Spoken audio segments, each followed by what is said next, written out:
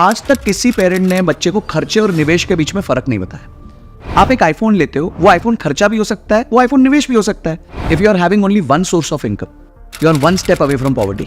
आप डेट को सिर्फ 3 चीजों से क्लोज कर सकते हो। क्योंकि सर हमारे यहाँ एक प्रॉब्लम है, हमें ना ये सिखाया गया बेटा जिस दिन तेरी इंजीनियरिंग खत्म हो गई, एमबीए खत्म हो गई, तेरी पढ़ाई खत्म हो गई।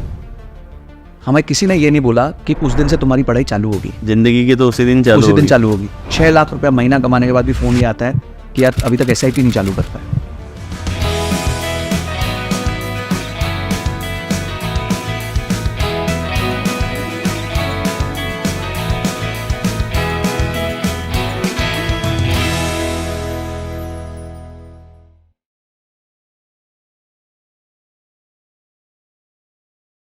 हेलो दोस्तों, मैं डॉक्टर योगेंद्र सिंह राठौड़ आप लोगों के लाया हूँ इनर वेलनेस टाइप का अगला एपिसोड। आज बेहद स्पेशल गेस्ट हमारे बीच मौजूद है, business and finance consultant. Please welcome Sanjay Kathuria ji in between us. Thank you doctor वाया sir, it's such a pleasure to see you. हमेशा आपके एपिसोड्स देखता रहा हूँ और आज आपके सामने बैठा हूँ, मुझे बहुत अच्छा लग रहा है। Thank you so much for calling me. So Sanjay ji, ये हम सभी जानते हैं कि भारत में फाइनेंशियल एजुकेशन की बहुत ज़्यादा कमी दिखती है। कहीं स्कूल्स में तो पढ़ाया भी नहीं जाता है। So what is your take on this कि फाइनेंशियल एजुकेशन पे कैसे काम किया जा सकता है इंडियन एजुकेशन सिस्टम में? देखिए, फाइनेंशियल एजुकेशन इंडिया में जो है, एक डेटा ने बताया था कि करीबन 75 से 80% लोग आज भी फाइनेंशियली अनएजुकेटेड है। जो व्यक्ति शायद IIM से पढ़ाई भी कर चुका है, IIT से भी पढ़ाई कर चुका है, वो भी फाइनेंशियली अनएजुकेटेड है। आज मैं अपने साथ ही, जब मैं अपने कम्युनिटी में देखता हूँ, लोग मुझे मैसेजेस करते हैं कि मैं 50 ईयर्स की हो गई हूँ, मैंने अभी तक SIP चालू नहीं करी है और मेरे पास कोई इन्वेस्टमेंट ही नहीं है। तो ये सारी चीज़ें मुझे बहुत डरा देती है। एक बात हमेशा, मैं तो एक ही मेंटर मानता हूँ, मेरे गुरु द्रोणाचार्य हैं वॉरेन बुफे। तो वो जो एक लाइन कहते हैं, वो मोती सोना सब कुछ एक ही अंदर जड़ा हुआ है। वो है कि वो कहते हैं कि if you are having only one source of income, you are one step away from poverty. यानी कि अगर आपकी सिर्फ एक इनकम की सोर्स है तो आप बस, जिस दिन वो इनकम की सोर्स गई तो यू आर फिनिश्ड। तो इसीलिए वो बार बार इन्वेस्टमेंट्स की बातें करते हैं, प्लांटिंग अ ट्री की बात करते हैं कि भाई मनी प्लांट जिसे कहते हैं। तो आपको मनी प्लांट में पहले सीड डालना पड़ता है, कोई भी प्लांट में सीड डालना पड़ता है, उसी तरह मनी प्लांट में भी आपको सीड डालना पड़ता है। तो financial education Indian education system का अंग ही नहीं रहा है। अब न्यू एजुकेशन पॉलिसी में इस पर कुछ चर्चाएं हो रही हैं, काफ़ी लोग इस पे इनिशिएटिव्स ले रहे हैं, प्राइवेट लेवल पे इनिशिएटिव्स ले रहे हैं, पर मुझे अभी भी सरकार के लेवल पे या फिर मुझे स्कूल्स के लेवल पे ऐसी कोई इनिशिएटिव होते हुए नहीं दिख रहे। उसके 2-3 और कारण है सर। उसमें एक कारण ये भी है कि कुछ पेरेंट्स अभी भी अपने बच्चों को फाइनेंस के बारे में सिखाना ही नहीं चाहते। वो चाहते हैं छोटा है अभी तो उसको कुछ और पढ़ाई करनी चाहिए, उसके माइंड में पैसे की सिखाते हैं। तो एक सेविंग की बात की जाती है, उसकी सेव करो, उसके अलावा और कुछ एजुकेशन नहीं है। वो भी कैसे फोर्सफुली कि ज्यादा खर्चा नहीं करना चाहिए। हाँ, बस ये चीज। ठीक है, तो आज तक किसी पेरेंट ने बच्चे को खर्चे और निवेश के बीच में फर्क नहीं बताया कि एक खर्चा होता है, एक निवेश होता है। आप एक आईफोन लेते हो, वो आईफोन खर्चा भी हो सकता है, वो आईफोन निवेश भी हो सकता है। आप उसका इस्तेमाल क्या करने वाले हो उस पर निर्भर करता है। अगर आप उसमें फालतू रील्स देखने वाले हो, टाइम पास करने वाले हो, दिन रात गर्लफ्रेंड से बात करने वाले हो, बॉयफ्रेंड से बात करने वाले हो, तो वो खर्चा है। पर उस पर आप अपना एक यूट्यूब चैनल बनाते हो, इंस्टाग्राम चैनल बनाते हो, रिकॉर्डिंग्स करते हो, कंटेंट डालते हो, या फिर किसी प्रकार का कोई भी चीज करते हो। आजकल ट्रेडिंग अगर आप सीख के ऑनलाइन कर लेते हो तो वो it is a very powerful instrument. तो वो आपको पैसे कमा के दे सकता है। तो कुछ लोगों के लिए आईफोन खर्चा भी है, कुछ लोगों के लिए आईफोन निवेश भी है। तो आज तक हमारे पेरेंट्स ने या आज के भी पेरेंट्स ने कभी डिनर टेबल पे ये सारी बातें नहीं की। जो कम्युनिटी ये सारी बातें करती है, आप अहमदाबाद में रहते हैं, गुजराती कम्युनिटी यहाँ पे रॉकिंग है, तो वो लोग के डिनर टेबल पे ये बातें होती हैं, पेरेंट्स ये बात करते हैं और इसलिए आप उसका इम्पैक्ट भी देखते हैं। उनके बच्चे भी ये बात करते हैं, उनके बच्चे पैसों को बहुत जल्दी समझ जाते हैं। हमारे यहाँ क्या है कि लोगों ने अगर आप एजुकेटेड है, यानी आपने प्रॉपरली अपनी BCom कर ली, BA कर ली, तो आप एजुकेटेड हो जाते हो। पर ये एजुकेशन नहीं है। आज मैं गुजरात में ऐसे बच्चे देखता हूं जो फुल्ली एजुकेटेड नहीं होते, पर उनकी फाइनेंस की अंडरस्टैंडिंग, पैसे को लेके अंडरस्टैंडिंग, शायद उनको टर्म्स नहीं आते, पर फिर भी उनकी जो अंडरस्टैंडिंग है, बनिया अंडरस्टैंडिंग जिसे हम कहते हैं, वो बहुत गजब होती है। वो क्यों होती है? क्योंकि डिनर टेबल पे वो डिस्कशन होता है। ट्रू सर, लोग कहते हैं शुगर एक हेरिडिटरी डिजीज है। शुगर एक हेरिडिटरी डिजीज नहीं है। शुगर हेरिडिटरी इसलिए बनती है क्योंकि आप डिनर टेबल पे, लंच टेबल पे सेम खाना खाते हो। तो आपके पेरेंट्स जो खाना खा रहे थे वही खाना आप खा रहे हो, तो उनको भी उसी खाने से शुगर हुई और आपको भी उसी खाने से शुगर हुई। तो आपको ये लगता है क्योंकि मेरे फादर को शुगर थी तो मेरे को शुगर है। ये गलत धारणा है। इसी तरह फाइनेंशियल एजुकेशन भी एक हेरिडिटरी, आप कह सकते हो, डिजीज की तरह देखा जाना चाहिए। क्योंकि डिनर टेबल पे अगर माता पिता फाइनेंस की बात नहीं करते, बताना नहीं, बच्चे को पता नहीं होना चाहिए पैसा कहाँ है, वो बिगड़ जाएगा, वो आज समझ नहीं पाएगा।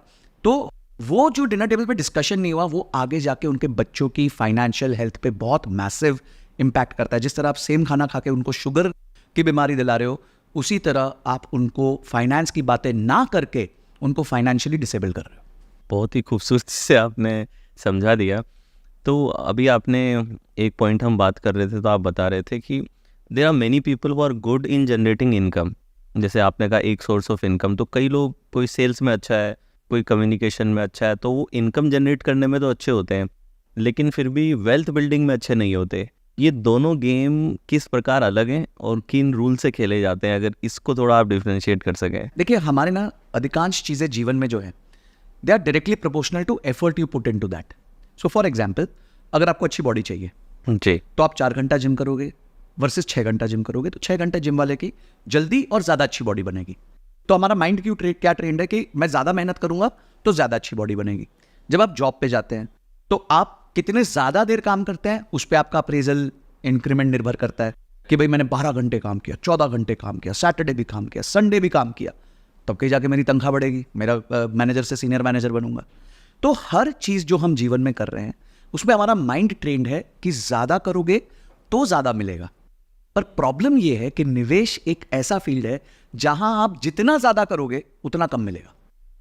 तो आपका एफर्ट और आपका आउटकम इन्वेस्टमेंट्स के फील्ड में इनवर्सली प्रोपोर्शनल है, वाओ, कंप्लीटली इनवर्सली प्रोपोर्शनल है।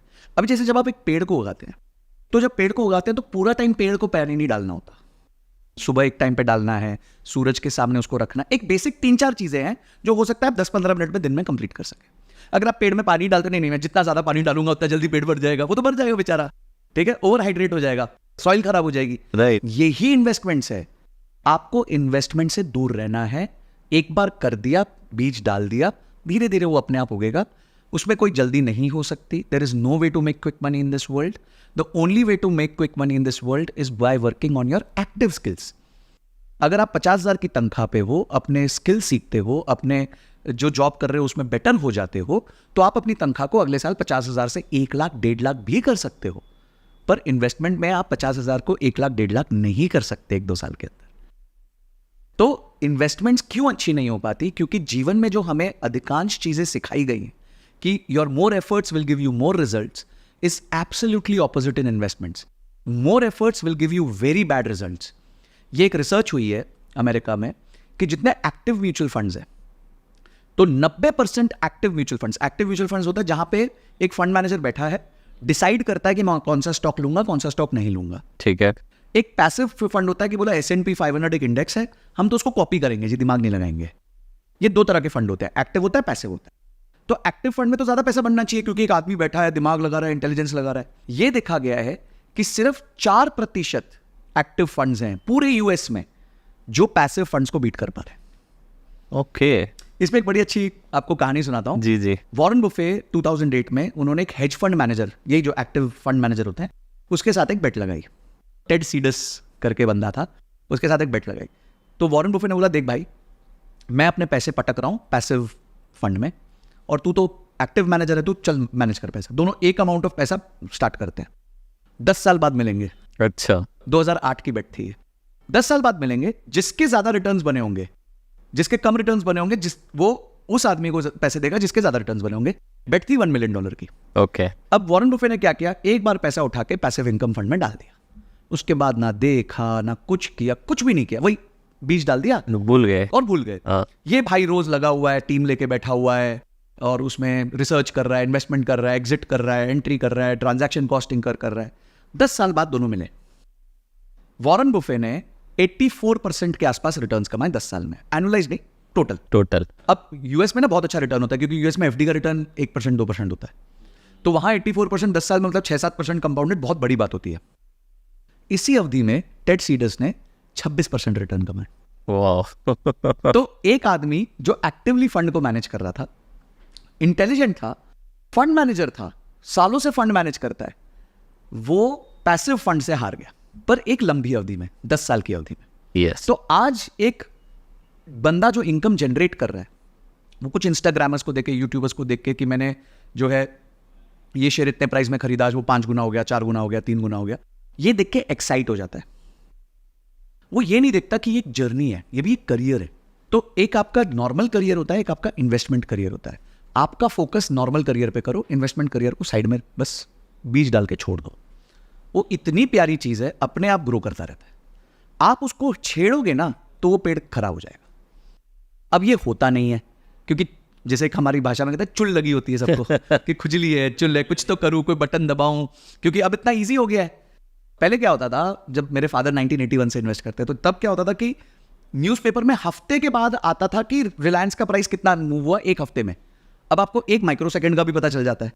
तो तब लोग डिसीजन ही नहीं लेते थे, तो ऑटोमेटिकली लोगों की होल्डिंग पीरियड बढ़ गई, क्योंकि आपके सामने एक्टिवली स्कोरबोर्ड नहीं है ना, ट्रिगर्स नहीं है, ट्रिगर्स ही नहीं है। अरे यार ये देख क्या ओ कुछ हो गया, वो फेड ने रेट काट दिया, ये कर दिया, वो कर दिया, ये प्राइस नीचे गिर गया, आज 2% गिर गया, आज 1% गिर गया। तो वो सब अब दिखता ही नहीं था आपको एक हफ्ता, तो डिसीजन ही नहीं लेता था आदमी। तो आज डिसीजन फटीग है नहीं, क्योंकि आपने फटाफट देखा, कट आउट किया। तो ये सारी चीज़ें जो हैं एक इंश्योर करती हैं कि एक व्यक्ति अपनी इन्वेस्टमेंट जर्नी में आगे नहीं बढ़ पाता, क्योंकि वो ये सोचता है जो बाकी चीज़ों में जीवन में लग रहा है वही यहाँ लगेगा। तो माइंडसेट का कितना रोल है इसके अंदर? एक तो स्किल भी चाहिए कि अंडरस्टैंडिंग गेम की होना, कितना लेवल तक अंडरस्टैंडिंग्स और स्किल का रोल है और कितना माइंडसेट का रोल है, अगर आप उस पर कुछ एक्सप्लेन कर सकें। देखिए, एक व्यक्ति का स्किल का रोल इसमें मुश्किल से 5 से 10% है। ओके। क्योंकि मेरे तो स्किल की जरूरत ही नहीं है ना, मैं तो फंड मैनेजर को पैसा दूंगा, म्यूचुअल फंड में पैसा डालूंगा, तो मुझे क्या स्किल चाहिए? स्किल तो उधर बैठी हुई है फंड मैनेजर की, वो लगा रहा है पैसा अपने आप। तो हमेशा किसी फंड मैनेजर के थ्रू ही जाने जाने का। देखिए, That is the- मैं आज एक ऑडियंस से बात करता हूँ, आपके पास पैसे की तो नॉलेज है नहीं, तो आप ये सोच रहे हो कि आप एक बैलेंस शीट स्टडी कर लोगे। रिलायंस आज बैलेंस शीट, रिलायंस के ओनर को नहीं पता होगा उसकी बैलेंस शीट में क्या है। मतलब it is such a complicated balance sheet. True. And same is with all these big companies. आपको बैलेंस शीट पढ़नी नहीं आती है, आपको मार्केट्स की इंफॉर्मेशन नहीं है। जो फंड मैनेजर है वो 15 साल से ये काम कर रहा है, उसका रोज का काम है, वो मार्केट के अंदर बैठा है, उसको इन्फॉर्मेशन पहले ट्रैवल होती है, वो डिसीजन ले सकता है, वो इमोशनलेस है, आप इमोशनल हो, ठीक है, आपको ये सब चीज़ों का कंट्रोल ही नहीं है, उसको सब चीज़ों का कंट्रोल है।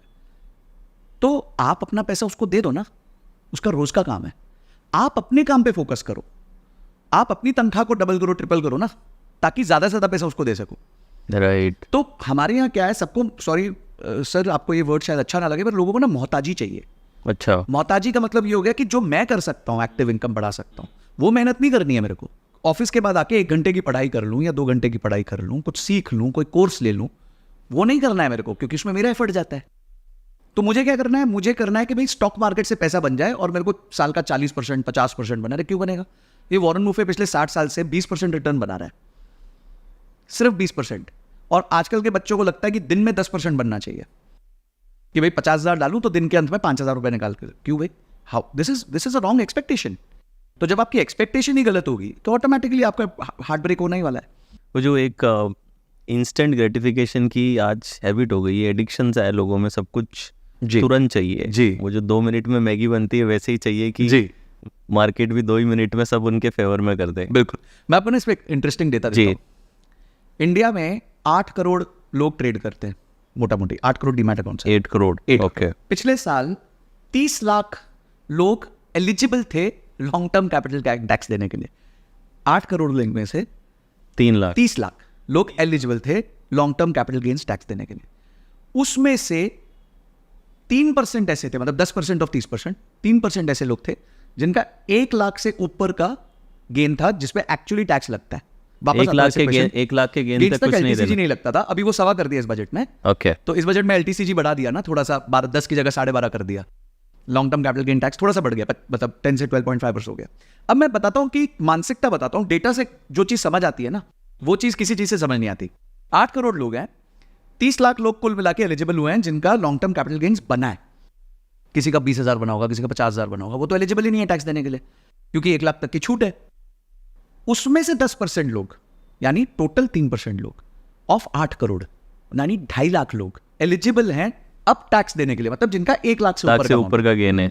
ठीक है। उसमें भी सबका 10-10 लाख तो गेन है नहीं, किसी का 1.25 होगा, किसी का 1.5 होगा।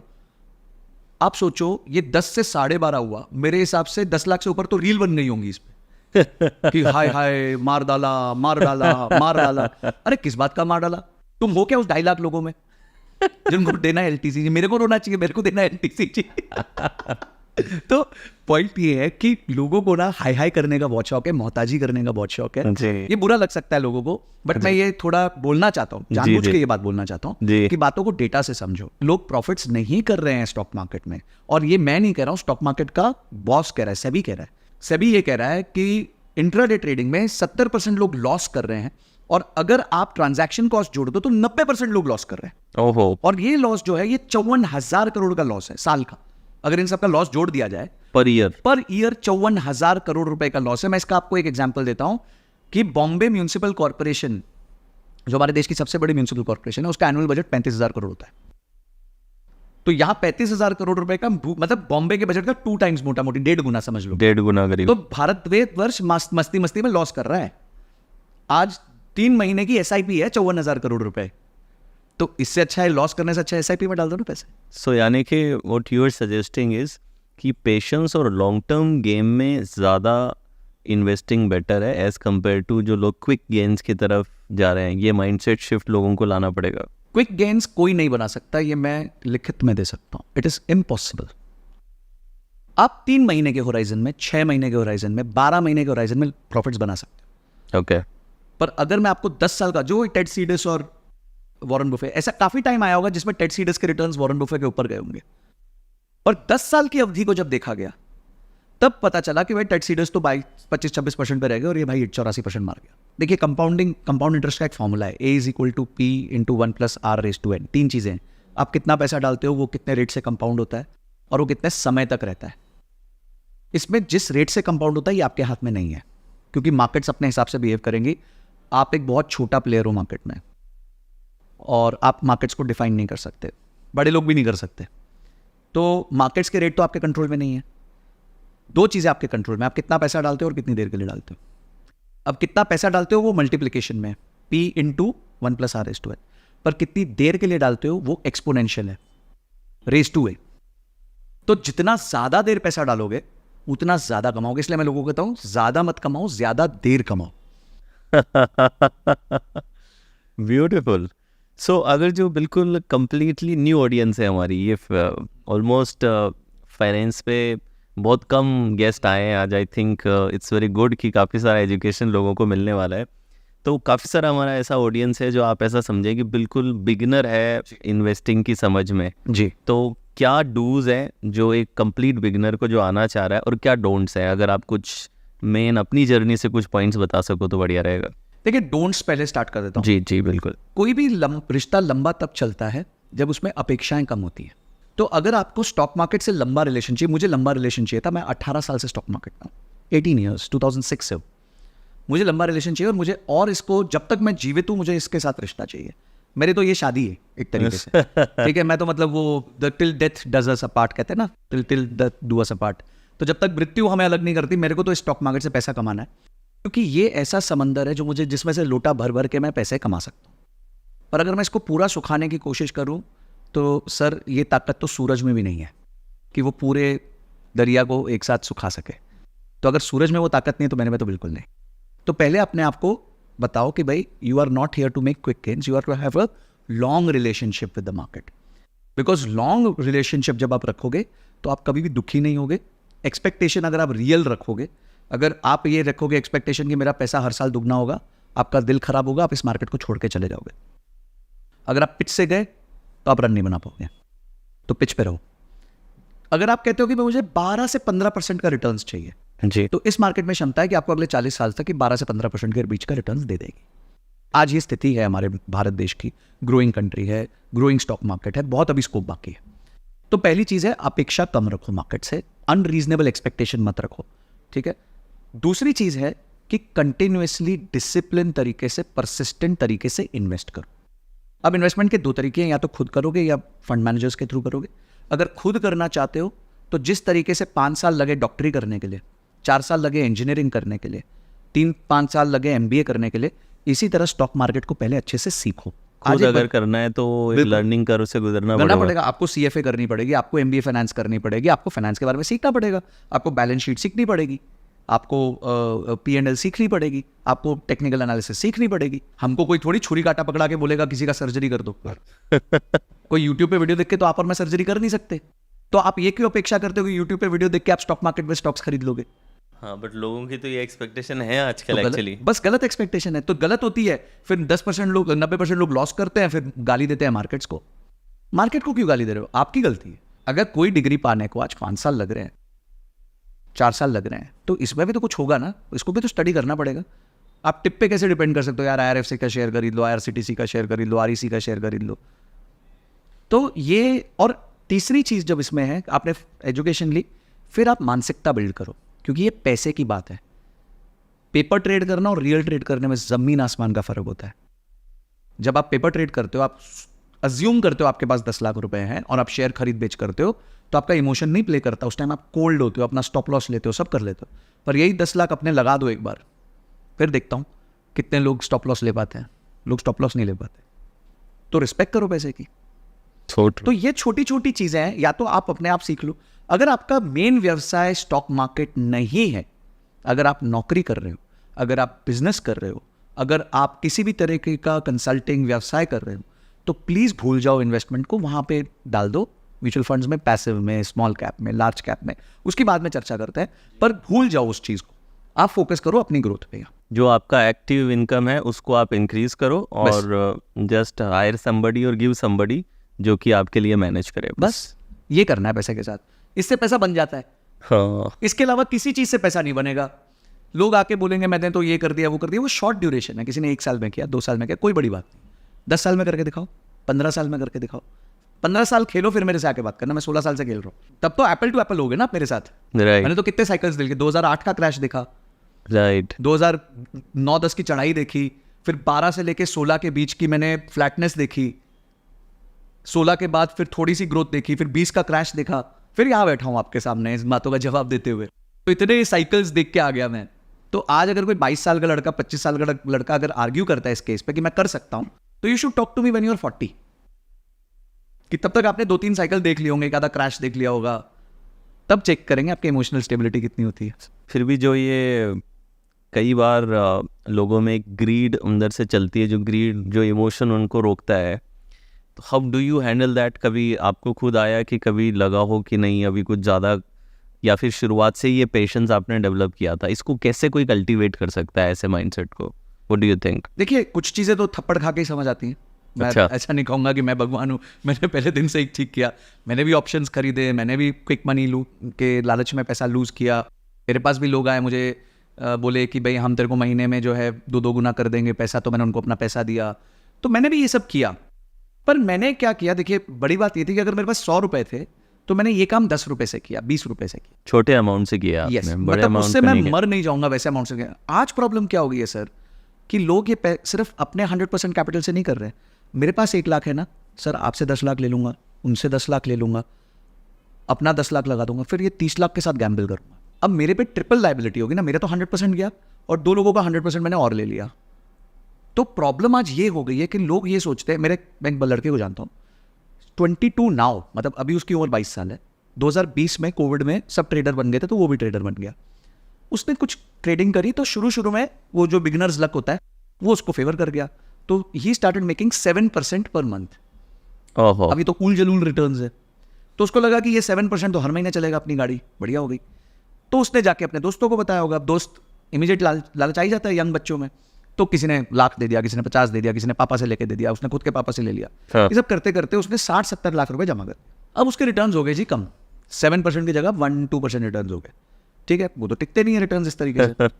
अब उसने सबको प्रॉमिस किया हुआ था। तो किसी ने उसको आके बोला कि सर आप एक काम करो भैया, आप एक ये फ्यूचर्स एंड ऑप्शंस होता है, आप उसमें पैसा डालो, ये ऑप्शंस ना 10-10 गुना हो जाते हैं दिन में। ओहो, तो उसने सारा 70-80 लाख रुपए उठा के ऑप्शंस में डाल दिया।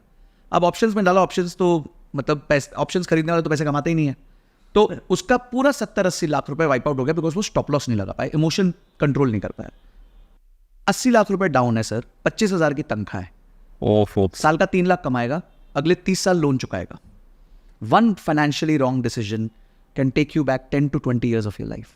तो अगर आपको मस्ती करने का मन है, अगर कहीं भी अर्ज हो रही है, खुजली हो रही है, तो पूरा कैपिटल मत डालो, थोड़ा पोर्शन डालो, टेस्ट कर लो। इस पे भी हमारे गुरुजी की एक बात है।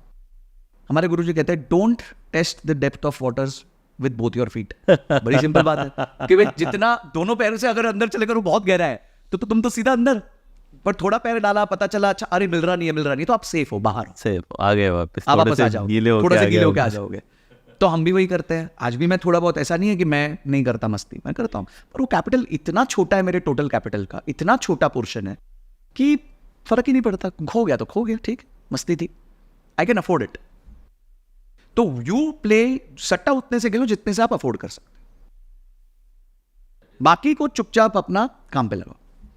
मैं इसमें एक एग्जांपल देता हूं, जैसे हमारे दिन महीने में हम 90 मील्स खाते हैं, ब्रेकफास्ट लंच डिनर 3 मील हो गई, तो 90 मील्स फॉर एग्जांपल खाते हैं। इसमें से कितनी मील बाहर खाते हैं?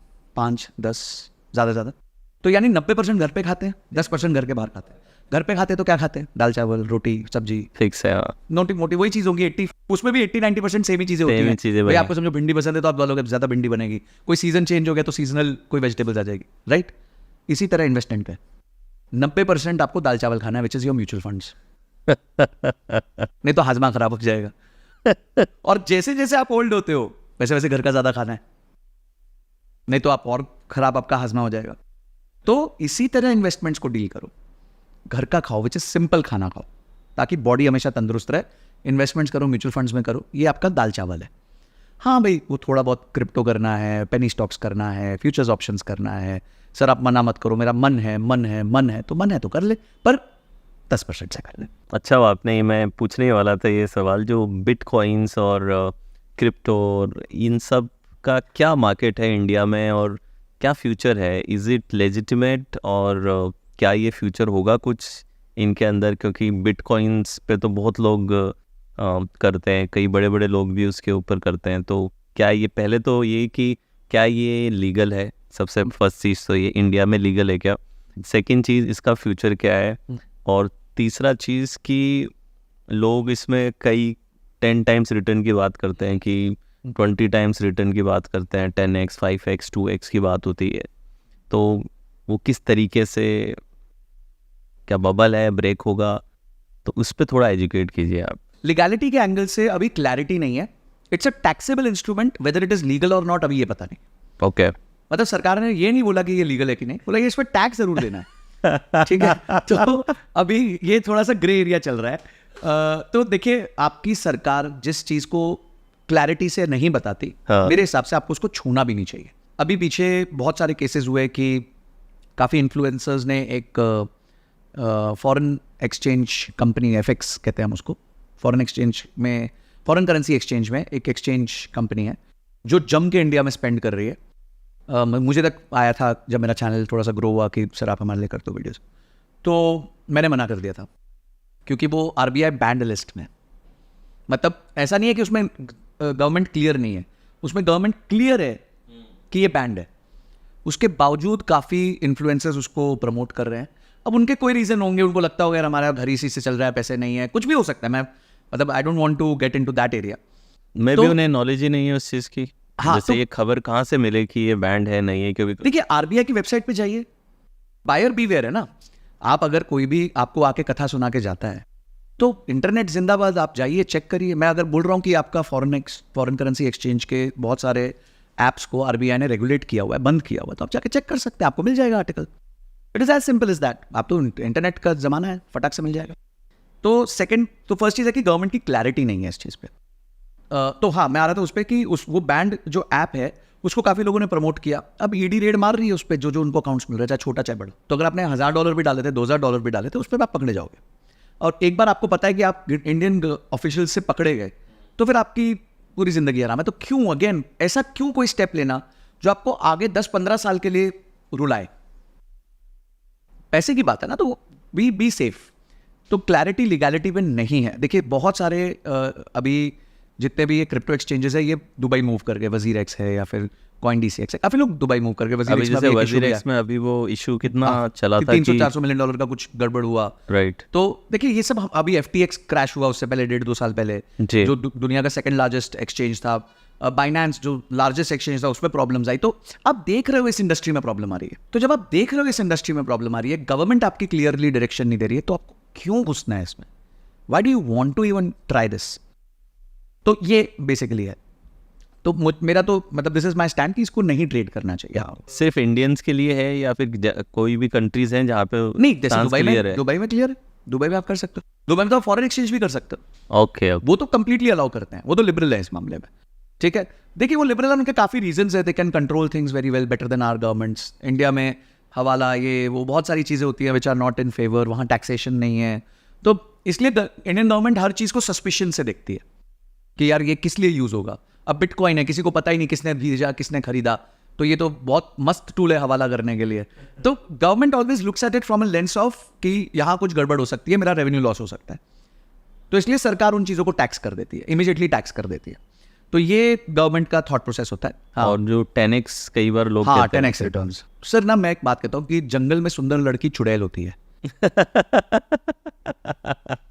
तो अगर आपको कोई ऐसी बात आके बता रहा है which is too good to be true, भाई आपको जंगल में हो, आपको एक बहुत सुंदर लड़की दिख गई, देन वेरी लेस चांस था कि जंगल में एक सुंदर लड़की खड़ी होगी, तो दैट मीन्स किसी चुड़ैल ने अपना रूप बदला होगा, आपको वो खाने वाली है। तो कोई आपको आके कुछ चिपका के जा रहा है कि भाई आपको 10% या 2 टाइम्स या 3 टाइम्स या 5 टाइम्स कर दूंगा, is it a normal return? Today FD is giving you 7%, stock market mutual funds are giving you 12-13%।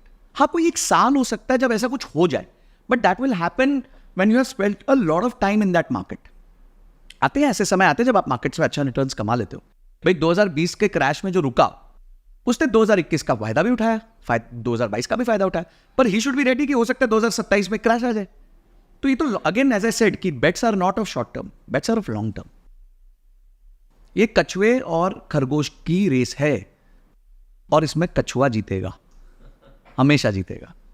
तो ये है, तो आप अनरियलिस्टिक रिटर्न्स लोग आके जाते हैं, मतलब ये सारे किस्से देते हैं। मैं आपको एक क्वेश्चन पूछता हूँ, अब कुछ लोग आएंगे आपको बोलेंगे, टेलीग्राम पे मैसेजेस आते हैं कि आप मुझे पैसा दीजिए, 50,000 दीजिए, मैं आपको दिन का 5,000 कमा के दूंगा।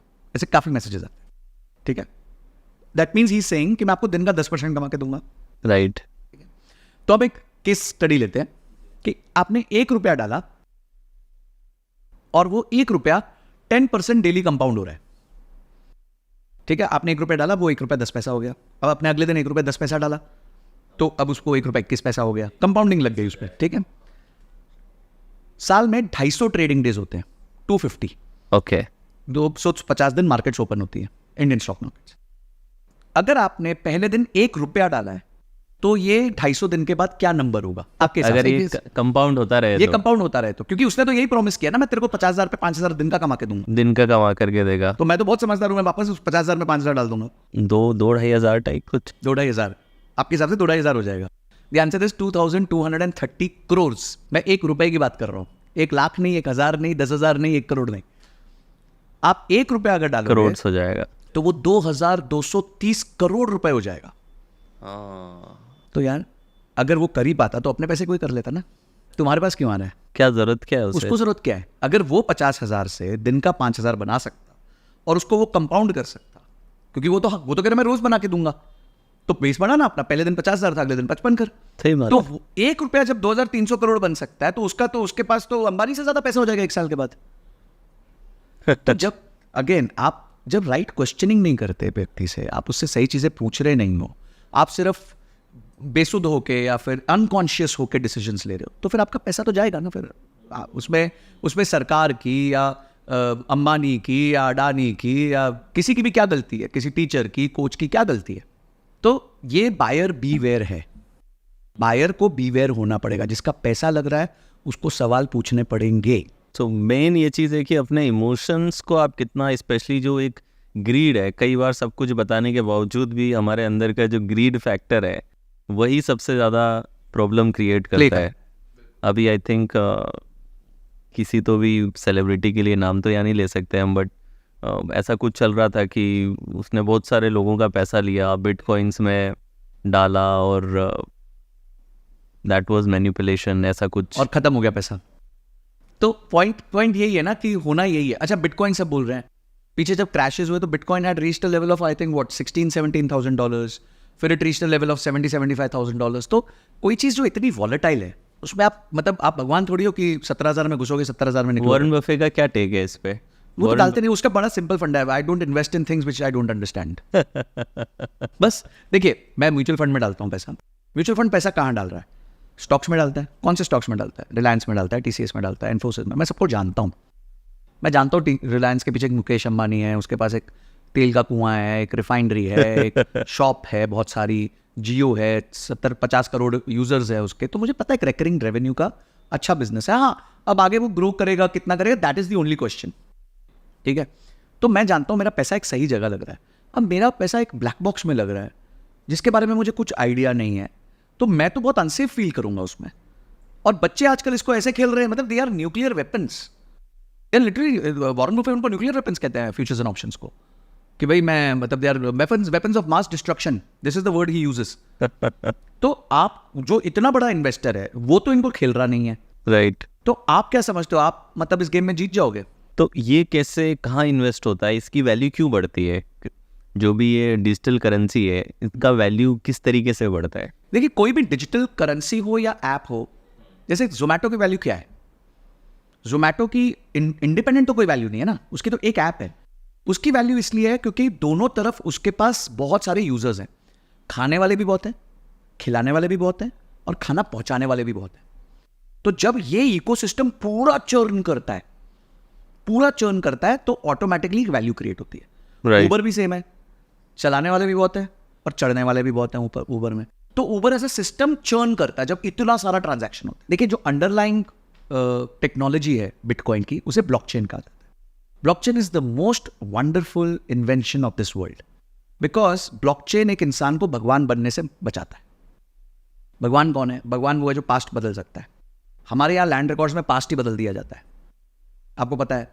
रिटर्न होते थे, हैंड रिटर्न होते हैं। तो क्या होगा कि भाई किसी को आपने ऊपर नीचे कर दिया तो उसने संजय कथुरिया की जगह राकेश कथुरिया कर दिया या सुरेश कथुरिया कर दिया, हल्का सा रब करके। अब लड़ते रहो आप कोर्ट में पटवारी के साथ कि भाई मेरा तो जमीन थी, मेरी जमीन थी, मेरी जमीन थी। जब ये रिकॉर्ड ब्लॉकचेन पे क्रिएट होते हैं, क्योंकि ये फाइल उसके हाथ में थी, ब्लॉकचेन में ये फाइल उसके हाथ में होती ही नहीं है। ये फाइल बहुत सारे लोगों के हाथ में होती है, और बहुत सारे लोगों को कन्विंस करना, इन्फ्लुएंस करना, जिनको आप जानते भी नहीं हो, इट्स इम्पॉसिबल। तो as a technology blockchain is one of the most beautiful technologies of this world. However, as a coin उसका यूज क्या होता है? जैसे मैं आपको एक एग्जांपल देता हूं। There is a platform called, Indian platform called Polygon. तो पॉलीगॉन एक ऐसा प्लेटफॉर्म है जिसके ऊपर बहुत सारी एप्स बनी हुई हैं। ठीक है, इन्हें डैप्स कहा था, डिसेंट्रलाइज्ड एप्स कहा जाता है। Polygon is a layer 2 blockchain कहते हैं। तो लेयर 2 ब्लॉकचेन है, लोग इस पे एप्स बना रहे हैं, उस एप्स में ट्रांजैक्शन हो रहे हैं, उस ट्रांजैक्शन में पॉलीगॉन का कॉइन यूज होता है। ओके। तो उस वजह से पॉलीगॉन के कॉइन की एक वैल्यू आती है, क्योंकि उसमें रोजमर्रा का यूजेज आ रहा है। पर कोई आता है शिबू इनू, ये क्या चीज है भाई? किस चीज के लिए यूज हो रही है, क्या हो रहा है? जिसे मीम कॉइन कहते हैं आजकल। फिर एक स्क्विड गेम्स आया, तो स्क्विड गेम्स का कॉइन बन गया। एक दिन में $0 to $10,000 गया, एक दिन में। और अगले दिन $10,000 to 0 आ गया। अब आपने सोचो पैसा डाला होता, उसमें कुछ भी डाला होता, मैंने कहता हूँ लाख रुपए डाला होता, 2 लाख डाला होता, 10,000 भी डाला होता, तो वो तो जीरो होना ही है ना। क्योंकि आप सोचोगे अरे अभी तो 10,000 ही पहुंचा, अभी कल को ये 1 लाख पहुंचेगा, देख। अगले दिन वो 0 हो गया। Things are not in your control. ये ब्लैक बॉक्स है, आप इस सिस्टम को जानते नहीं हो। रिलायंस एक दिन में 10,000 नहीं होगा और एक दिन में 0 नहीं होगा, क्योंकि एक अंडरलाइंग कंपनी चल रही है। लाखों लोग नौकरी कर रहे हैं, तेल बिक रहा है, दुकानों में सामान बिक रहा है, जियो पे लोग बात कर रहे हैं, डेटा कंज्यूम कर रहे हैं, पे कर रहे हैं जियो को। तो इतना बड़ा इकोसिस्टम ऐसे धम करके नहीं गिरेगा। So that is where the volatile factor comes, इसलिए वो वॉलेटाइल है। सो अगर कोई डेट के पैटर्न में आ गया है और सपोज उसके पास में अभी इन्वेस्टमेंट के लिए तो पैसा है नहीं, तो एक डेट पैटर्न से बाहर आने के लिए एक व्यक्ति क्या सिस्टमेटिक प्लानिंग कर सकता है? बहुत ब्रिलियंट क्वेश्चन है ये। तो अगर डेट ऑलरेडी चढ़ चुका है, मतलब गलती हो गई, 2 चीज़ें, या तो मेरे को डेट लेना है या डेट हो चुका है। तो मैं स्टार्ट करता हूँ, डेट हो चुका है। तो डेट हो चुका है तो आप डेट को सिर्फ 3 चीज़ों से क्लोज कर सकते हो। ठीक है, पहली चीज़ है अपनी इनकम बढ़ा के। तो इमीडिएटली अपनी इनकम पे फोकस करना स्टार्ट कर लो। देखिए, हाई तौबा करने से कोई प्रॉब्लम बचे, कुछ काम नहीं होने वाला। ठीक है, आप फंस गए हो। अब आप फंस गए हो तो फंस गए हो। यस। अब आपको बाहर निकलना है। बाहर निकलने के 3 ही विकल्प है, और आपको मेहनत करनी पड़ेगी, क्योंकि फंसे भी आप थे, है ना। कुछ तो आपने किया होगा कांड, जिस वजह से आपने उधार लिया है, या कांड किया होगा, या कोई पुराने कुछ भी पाप किए होंगे, या हो सकता है फैमिली बर्डन होगा, कुछ भी हो सकता है। ठीक है, पर अब तो आपके ऊपर आ चुका है, तो अब आप ही को एक्शन लेना। पहला एक्शन, अपनी एक्टिव इनकम बढ़ाओ, कुछ भी करके। ठीक है, हासिल करो, डबल मेहनत करो। अगर 10 घंटे काम कर रहे हो तो 16 घंटे काम करो, 18 घंटे काम करो, अपनी इनकम बढ़ाओ। Point number 1। पॉइंट नंबर 2, अपने खर्चों को रूथलेसली मर्सीलेसली खत्म कर दो, बस। जो कट कर सकते हो जो कट कट कर सकते हो। स्विगी में अगर 10 बार खाते हो तो 2 बार खाओ, ठीक है। अगर 20 सब्सक्रिप्शंस पड़ी हुई हैं तो एक पे ले आओ। जो भी कट कर सकते हो सब कट कर दो। रूथलेसली मर्सीलेसली कट करो कॉस्ट को। एक एक रुपया अब आपको फायदा देने वाला है इस टाइम पे, क्योंकि वो उधर जाएगा, लोन रिपे करने जाएगा। और तीसरी चीज और सबसे इंपॉर्टेंट चीज है, कोई भी ऐसा असेट आपके पास पड़ा है जो आपके आज काम नहीं आ रहा, तो हम इसको कहते हैं live today to fight tomorrow. चाहे कोई गोल्ड का असेट है, चाहे कोई जमीन पड़ी हुई है, कोई दुकान पड़ी हुई है, कुछ ऐसी चीजें पड़ी हुई हैं घर पे जो आप बहुत साल से यूज नहीं कर रहे हो, जिनका कोई योगदान नहीं है। मैं कहता हूं कोई खटारा गाड़ी पड़ी हुई है, कोई फर्नीचर का पीस पड़ा हुआ है, बेच के 1000 रुपए आ जाते हैं, 2000 रुपए आ जाते हैं, 3000 रुपए आ जाते हैं, बेच लो। इमीडिएटली अपने एसेट्स को खाली करो जो नहीं चाहिए, क्योंकि यहां भी हमारे गुरुजी बोलते हैं, if you buy things you don't want, very soon you have to sell things you want. तो आप उस सिचुएशन में आ चुके हो कि now you have to sell things you want. मतलब कुछ चीज़ ऐसी चीज़ें हैं जो आपको चाहे रखनी पड़े पर फिर भी बेचनी पड़ेगी, क्योंकि आपको उधार चुकाना है। तो यही 3 तरीके हैं जिससे आप उधार, कोई भी चीज़ से इमोशनली अटैच मत हो इस टाइम। हाँ, इंडिया में ये बहुत होता है, लोग अपनी प्लॉट से, ज्वेलरी से, सबसे इतना इमोशनली अटैच होते हैं कि डेट पे जितना ब्याज देना हो वो देने के लिए तैयार रहते हैं, लेकिन उसको नहीं छोड़ते, उसको मोनेटाइज नहीं कर पाते। ये मैं आपको बताता हूँ, मैं बिजनेस कंसल्टिंग करता हूँ, तो एक व्यक्ति मेरे पास आया, ये वहाँ रहते हैं, जिम कॉर्बेट। अच्छा, हाँ, ओके। तो एक व्यापारी है मेरे पास, जिम कॉर्बेट के आसपास, वो रामनगर एरिया में रहते हैं। तो बड़े सरल व्यक्ति, अच्छे आदमी, बोलते मेरे पे 6.5 करोड़ रुपए का उधार है और मैं उसका ब्याज नहीं भर पा रहा हूँ, ठीक है। तो मैंने डीप डाइव किया, क्वेश्चंस पूछे, मैंने बोला कोई ज़मीन, कोई कुछ। बोलते मेरे पास मेरा घर है, वो है 9 करोड़ रुपए का। तो मैंने बोला वो घर बेचो और ये 6.5 करोड़ का लोन चुका दो, अभी के लिए थोड़ा हल्के घर में चले जाओ, बिजनेस बनाओ, बाद में वापस ले लेना। सर ये समझाना 6 महीने लग गए मेरे को। जब 6 महीने में पानी यहां आ गया कि बैंकों के बहुत गंदे वाले फोन आने लग गए और ये होने लग गया, तब जाके उन्होंने डिसीजन लिया। तब तक 50 लाख का और अक्यूमुलेट हो गया। तो लोग डिसीजन फटीक जो रखते हैं ना, आप फंस गए ना बॉस, तो उसके बाद आपको रूथलेस होना पड़ता है। आपको अपनी जान बचानी है, तो उस टाइम पे आप अपने एसेट की जान नहीं बचा सकते। आप अपने जमीन की जान बचा लो कि नहीं यार, ये तो जमीन मेरे पिताजी ने दी थी, इसी काम के लिए दी थी कि बेटा तू फंसेगा ना तो उसने तेरे काम आएगी, तो निकालो इसको, फटाफट निकालो। तो एसेट मोनेटाइजेशन इंडिया में लोग नहीं करते, जिंदगी भर लोन में फंसे रहेंगे, पर अपने एसेट को मोनेटाइज नहीं करेंगे। अरे वो एसेट बना ही इसलिए था कि कल को कोई खुदा ना खास्ता प्रॉब्लम आती है तो you have to take care of this things. तो रूथलेसली मर्सीलेस, मतलब उस टाइम पे आपको मर्सीलेस होना पड़ता है अपने ऊपर, अपने एसेट्स के ऊपर, अपने खर्चों के ऊपर, तब जाके आप लोन से बाहर आ सकते हो। अगर आप हाय हाय हाय तौबा, मैं तो मर गया, मैं तो बर्बाद हो गया, मैं कुछ नहीं कर पाऊंगा, तो you will never come out of debt, never ever come out of debt. कई लोग तो एक डेट के लिए दूसरा डेट लेते हैं, वो तो डबल फसावट है, वो तो डबल फसावट है। वो एक टोपी बदली, दूसरी डाल दी, दूसरी टोपी बदली, तीसरी डाल दी। वो उसमें आप देखिए, आपको लाइफ जीनी है, you have very limited time here. 70 साल, 65 साल, 80 साल, जो भी होगा आपका, उसमें अगर आप 5-10 साल इस स्ट्रेस में निकालोगे कि मैं उधार कैसे चुकाऊंगा उधार, I don't think so it is viable for a human life to think like that. Beautiful.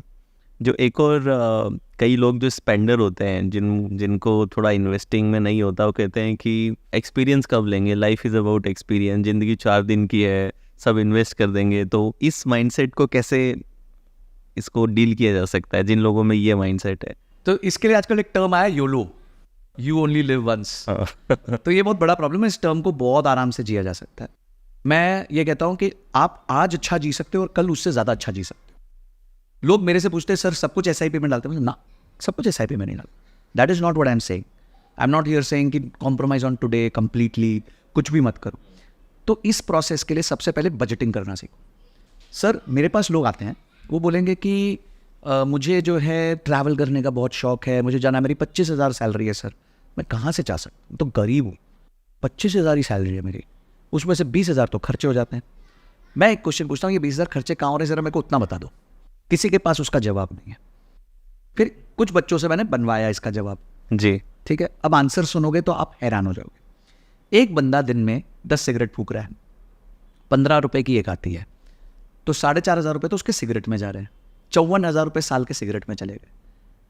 54,000 में क्या वो दुबई का ट्रिप मार के नहीं आ सकता? मार सकता है, पर अगर कॉन्शियस रहेगा, वो डिसीजन लेगा कि मेरे को अब सिगरेट बंद करनी है, क्योंकि मेरे लिए इंपॉर्टेंट है घूमना, मेरे लिए इंपॉर्टेंट है लाइफ के एक्सपीरियंसेस लेना। तो ठीक है, मैं कहता हूँ चल तू आज पूरी नहीं बंद कर पा रहा, तो तू 10 सिगरेट मत पी, तू 5 पे आ जा, 54 की जगह 27 तो बचेगा। ठीक है। दूसरी चीज, आजकल जो लोगों को पता ही नहीं चलता उनके पैसे कट रहे हैं, वो है आपकी सारी सब्सक्रिप्शंस। 10 तरह की सब्सक्रिप्शन है, 1500 रुपये महीना उधर कट जाता है। नेटफ्लिक्स, अमेजॉन, ये वो जी फी सोनी फोनी सब कर लिया लोगों ने। क्यों? क्योंकि मैच देख रहा था, उस महीने का करो ना। फिर भाई वर्ल्ड कप देखना तो तब उसने डिज्नी हॉटस्टार कर लो, फिर अगले मत करो। डिज्नी हॉटस्टार भी आपको ये विकल्प देता है। तो यहां पे लोग 18,000 रुपये नहीं बचा पाए। ठीक है। तीसरी चीज है, बेसुध होके स्विगी और जोमेटो से खाना मंगा रहे हैं। घर पे बैठे सर क्या हो रहा है, बोर हो रहे थे सर। अच्छा फिर क्या किया, एक मैंने वो मंगा ली, क्या कहते हैं, आइसक्रीम मंगा ली। क्यों? बोर हो रहा था। तो भाई तेरे तो लग गए ना 350 रुपये। ट्रू। 350 रुपये वो करके अगर तूने 10 बार भी मंगा ली तो 3,500 रुपये खोटे कर लिए। 3.5 इंटू कर ले 12, 42,000 रुपये होते हैं। तो एक ही बच्चे को जो रो रहा था, मैंने उसकी बैलेंस, उसी की P&L में से 1 लाख रुपए निकाल के दे दी। मतलब ये तेरे 1 लाख रुपए जा घूमना जो। तो yes, you live only once. Yes, you should enjoy, but your budget and your vision needs to be the same. आपका विजन है घूमना, आपका बजट नहीं बता रहा मेरे को कि आपका विजन घूमना है। वाओ, आप कहाँ खर्च करते हो वो विजन से अलाइन ही होना चाहिए ना। That's beautiful. भाई आपसे समझो, वैसर सर आपने कहा कि भाई मैं लोगों को एजुकेट करना चाहता हूँ, जी, हर फॉर्म में एजुकेट करना चाहता हूँ। तो आपका इन्वेस्टमेंट कहाँ हुआ? एक स्टूडियो में हुआ, आपने हाईएस्ट क्वालिटी स्टूडियो बनाया। तो आपकी विजन और आपका स्पेंड मैच कर रहा है। सो ट्रू, है ना। So your vision and your budget has to be matched. उसी टाइम तब भी आप जिंदगी के, चाहे आप 15,000 रुपये महीना कमाते हो, आप फिर भी उस आदमी से ज्यादा लुफ्त उठा सकते हो जीवन का जो 2 लाख रुपए महीना कमा सकता है, क्योंकि आपको पता है आपका पैसा जा कहाँ रहा है। फिर आप अनरीजनेबल भी नहीं होते अपने पैसे के साथ। भाई ठीक है, मैं साल भर में इतना पैसा बचाऊंगा कि मैं ऋषिकेश का एक ट्रिप मार के आता हूँ। अब मेरी 30,000 तनख्वाह है तो मैं साल भर में इतना पैसा बचा लूंगा कि मैं दुबई का ट्रिप मार लूंगा। मेरी तनख्वाह 70,000 है तो मैं साल भर में इतना पैसा बचा लूंगा कि मैं साउथ ईस्ट एशिया का एक ट्रिप मारूंगा।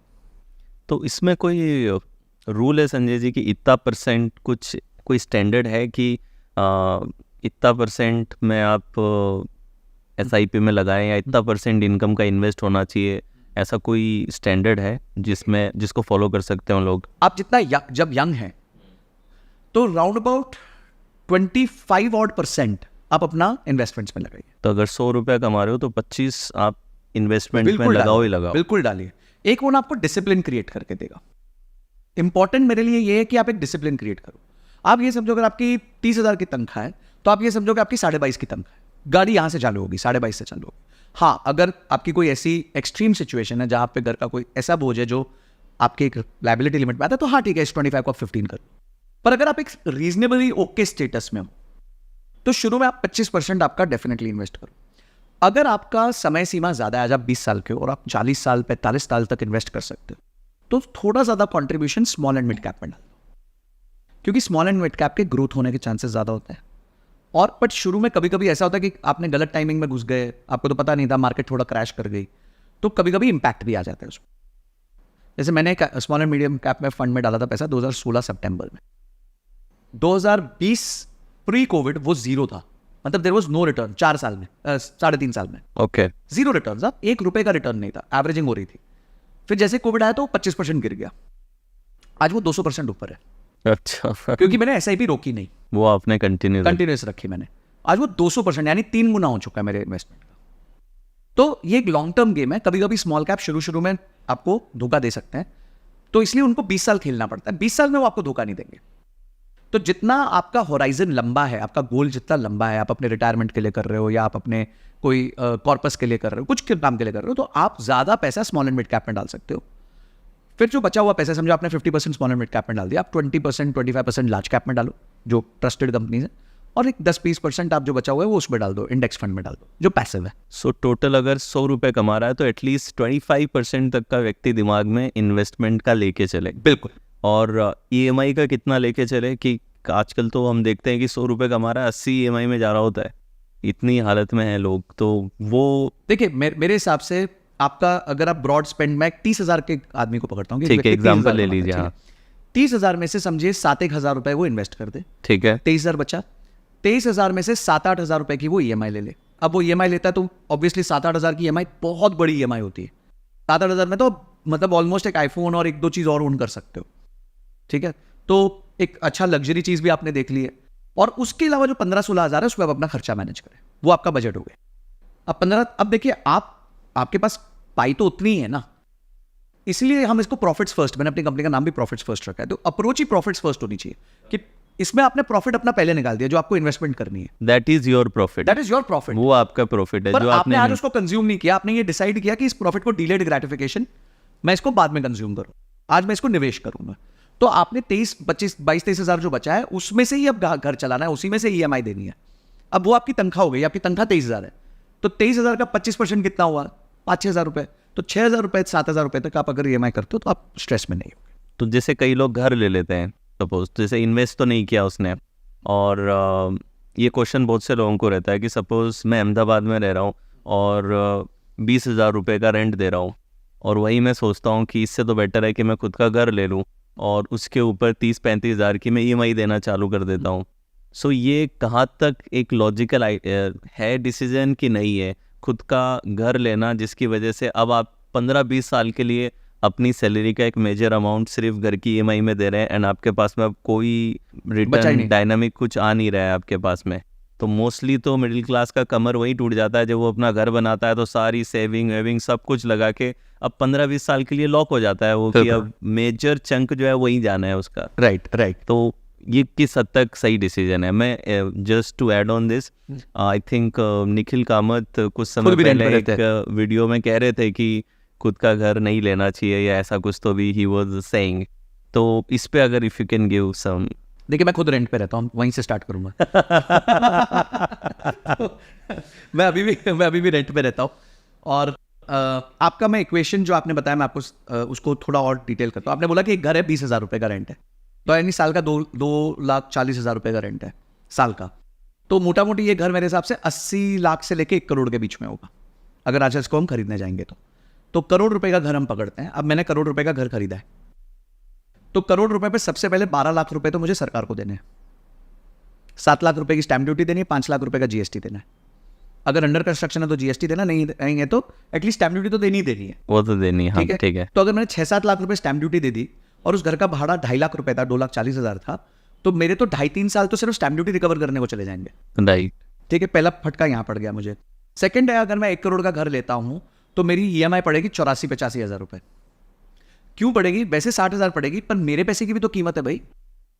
अगर मेरा जो 20-30 लाख रुपए लगने वाला है, पहले तो मेरे पास 20-30 लाख होना चाहिए। DP तो करने जितना होना चाहिए, डाउन पेमेंट करने के लिए पहले आपके पास 20-30 लाख रुपए होना चाहिए।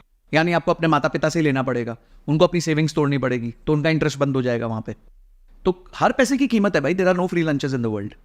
तो आपने अगर 80% लोन लिया और 20% खुद का डाला, तो 80% पे आपका ब्याज जाता है। पर आप ये मानो कि आपका भी पैसा उधार पे है, तो 1 करोड़ पे आपका EMI पड़ेगा 85,000 रुपया। 85 और रेंट कितना है? 20,000 रुपया, तो बचा 65,000 रुपया।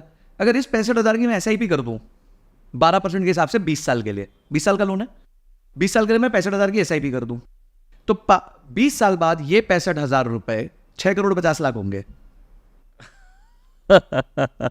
12% पे, सिर्फ 12% पे कह रहा हूं, सिर्फ 12% पे 65,000 6 करोड़ 50 लाख हो जाएंगे। यस। और उसके बाद आप उस पैसे में से महीने का 6.5 लाख रुपए निकाल सकते हो जिंदगी भर, क्योंकि बचा हुआ पैसा फिर भी कंपाउंड कर रहा होगा। तो आपने तो अपने आप को फाइनेंशियली फ्री कर दिया ना, बहुत सिंपली। 65,000 रुपए जो आप बैंक को देने वाले थे, इस खुशी में कि इस घर को आप ओन करते हो। भाई उस घर को आप नहीं ओन करते हो, बैंक ओन करते हैं। आप उस दिन ओन करोगे जिस दिन आखिरी किस्त जाएगी। सिर्फ एक साइकोलॉजिकल है कि मेरा घर है, भाई तेरा घर नहीं है, बैंक का घर है, तू बैंक के घर में रह रहा है। जिस दिन कुछ हो गया, तूने 3 EMI छोड़ दी, तो तेरे घर आके ये इसको तेरे को बाहर कर देंगे, और फिर इसकी कुड़की करके जो बचेगा पूछेगा तेरे को दे देंगे। बट उसी तरफ अगर तेरी SIP मिस हो गई, आपकी SIP मिस हो गई, तो you will not be penalised, because SIP is not a liability, EMI is a liability. मैं EMI को कुत्ते का पट्टा बोलता हूँ। अब कुत्ते का पट्टा तो भाग नहीं सकता ना वो, तो आप भाग ही नहीं सकते, इतना ही भाग सकते हो 3 महीने तक, उसके बाद आप पकड़े जाओगे। तो इसलिए आप एक यंग बच्चे हो, 20-21 साल के हो, क्यों कुत्ते का पट्टा पहनना चाहते हो? एंजॉय करो। आप वही 85,000 के घर को 20,000 में रख, 65,000 रुपए की SIP कर दो, आप 6.5 करोड़ के मालिक हो जाओगे। मालिक। अच्छा, घर है, घर तो बिकता नहीं आसानी से, कभी इलिक्विड हो जाता है। ये 6.5 करोड़ जब आपके पोर्टफोलियो में होंगे 20 साल बाद, तो आप राजा होगे, किंग। 40 साल की उम्र में 6.5 करोड़ रुपए रखे आपके पास, तो आपका एक व्यवहार अलग हो जाता है, आपका तरीका अलग हो जाता है, आपका कॉन्फिडेंस अलग हो जाता है। जो कई लोग कहते हैं कि उस घर की वैल्यू बढ़ती है, व्हाट आपको इज दैट बेचना नहीं हो ना, आर्गुमेंट? आपको पर बेचना बेचने नहीं तो हो। वाले नहीं हो आप उसको। अच्छा, ना आप उसका बाथरूम बेच सकते हो, ना आप उसका टॉयलेट बेच सकते हो, ना आप उसका किचन बेच सकते हो कि आपको पैसे चाहिए। हाँ। म्यूचुअल फंड तो इतनी प्यारी चीज है कि आपको 6.5 करोड़ में से 6500 रुपए चाहिए कि भाई मेरे को आज 6500 की कमी होगी, तो आप 6500 बटन दबाओ, अगले दिन आपके घर पे 6500 आउट ऑफ 6.5 करोड़। अब मैं घर है, वो तो 6500 रुपए देगा नहीं ना मेरे को, उसके लिए मेरे को उधार लेना पड़ेगा, लोन अगेंस्ट प्रॉपर्टी। फिर तो से इंटरेस्ट जाए, फिर से इंटरेस्ट दो, इंटरेस्ट पे ब्याज। इंटरेस्ट दो। अच्छा, मजेदार बात बताता हूँ, 20 साल में आप जितना पैसा बोरो करते हो बैंक से, उसका डबल वापस करते हो। 20 ईयर्स का लोन 20 है, ईयर्स का अगर आपका लोन है तो आप यानी डबल इसने वापस कर, 1 करोड़ का लोन लिया है तो 2 करोड़ वो पे आप करेगा, वापस करने वाले हो। और उतनी तो घर की वैल्यू भी नहीं बढ़ने वाली देखिए, है। मैं कहता हूँ मैं कहता बढ़ हूँ भी बढ़ जाए गई, तो भी कुछ यूज आप नहीं है, यूज नहीं कर सकते, प्रैक्टिकल यूज कुछ नहीं है। प्रैक्टिकल यूज कुछ नहीं है। तीसरी चीज, आप बंद गए। आप आज अहमदाबाद रहते हो, आपको लगता है यार मेरे को बड़ी अपॉर्चुनिटी दिल्ली मिल रही है, तो आप फंस गए, आप फंस गए। अब आपको बेचना पड़ेगा, डिस्ट्रेस में बेचना पड़ेगा। तो और वो जो 7% सरकार को दिया था वो डूब गया, और वहां रेंट पे भी नहीं रह सकते और आप। वहां तो मतलब आपको तो डबल फटका हो गया ना। तो आपकी लिबर्टी को, आपकी मूवमेंट को, सबको ये घर रोकता है। हाँ, आपने एक कॉर्पस बना लिया, आप स्टेबल हो गए, आपने तय कर लिया कि भैया मैं अहमदाबाद में ही अपना जीवन काटूंगा, ठीक है, मेरा एक सर्कल बन चुका है, सब कुछ हो चुका है, मेरे को नहीं जाना कहीं और, मेरा जॉब ट्रांसफरेबल नहीं है, कुछ नहीं है। मेरा पापा ने बहुत अर्ली में बड़ौदा में घर बनाया, हम लोग ने बड़ौदा से स्टार्ट किया। अच्छा, हाँ, पापा ONGC में पहले काम करते थे, Okay. तो बड़ौदा में थे। तो पता है, मैं उनको ब्लेम नहीं करता क्योंकि उस टाइम पे ना और कोई विकल्प ही नहीं था, तो उन्होंने घर बना लिया। मकरपुरा करके एक जगह है वो बड़ौदा में, वहां पे घर बना लिया। सर, उस घर को बेचने में हमारी चीखें निकल गई। अब पापा को 4 बार तो बॉम्बे से उठ के बॉम्बे बड़ौदा जाओ, नेगोशिएट करो। अच्छा, उधर बड़ौदा वालों को पता है ये तो रहता नहीं है यहाँ पे, तो इसको कोई भी प्राइस कोट कर दो। आप समझ लो कितना कितना नॉन ट्रांसपेरेंट इलिक्विड मार्केट है ये। मैं आम व्यक्ति की बात कर रहा हूं, मैं उस व्यक्ति की बात नहीं कर रहा जो थोड़ा उस सर्कल में है जहां पे रियल एस्टेट की बात कर रहे हैं। मैं एक नॉर्मल इंसान की बात कर रहा हूँ। 30-35 हज़ार तुम्हारी तनख्वाह है, 40 हज़ार तनख्वाह है, लाख रुपए भी तनख्वाह है, पर तुम ये सब चीजें नहीं मैनेज कर सकते, इसलिए इसको छोड़ दो। प्यार से SIP में इन्वेस्ट करो, घर अभी मत लो, लायबिलिटी मत लो अपने सर पे, और धीरे धीरे पहले अपने आप को ग्रो करो। सबसे ज्यादा निवेश इस टाइम पे यहां लगाओ, यहां, क्योंकि आपकी एक्टिव इनकम बढ़ेगी। योगेंद्र सर, हमारे यहाँ एक प्रॉब्लम है, हमें ना ये सिखाया गया, बेटा जिस दिन तेरी इंजीनियरिंग खत्म हो गई, MBA खत्म हो गई, तेरी पढ़ाई खत्म हो गई। हमें किसी ने ये नहीं बोला कि उस दिन से तुम्हारी पढ़ाई चालू होगी, जिंदगी की तो उसी दिन चालू उसी दिन होगी। चालू होगी। तो हमारे ना सबकी मानसिकता होगी कि मैंने MBA में पैसे दे दिए, इंजीनियरिंग में पैसे दे दिए, अब मेरे को कहीं और नया चीज सीखने की जरूरत ही नहीं है। तो आपको, आप जैसे ही मार्केट में आते हो, मेरा ये फ्रेमवर्क है कि आप अपनी इनकम का 5% यहां लगाओ। चाहे कोर्स करो, चाहे कोई कॉन्फ्रेंस में जाओ, नेटवर्किंग करो, आप अपनी एक्टिव इनकम को बढ़ाओ। ये सब चीज़ों पे मत फोकस करो। अपनी तनख्वाह आज 50,000 है तो 3 साल के अंदर इसको 2 लाख करो। वो आपके हाथ में है, ये सब आपके हाथ में नहीं है, ये मार्केट के हाथ में।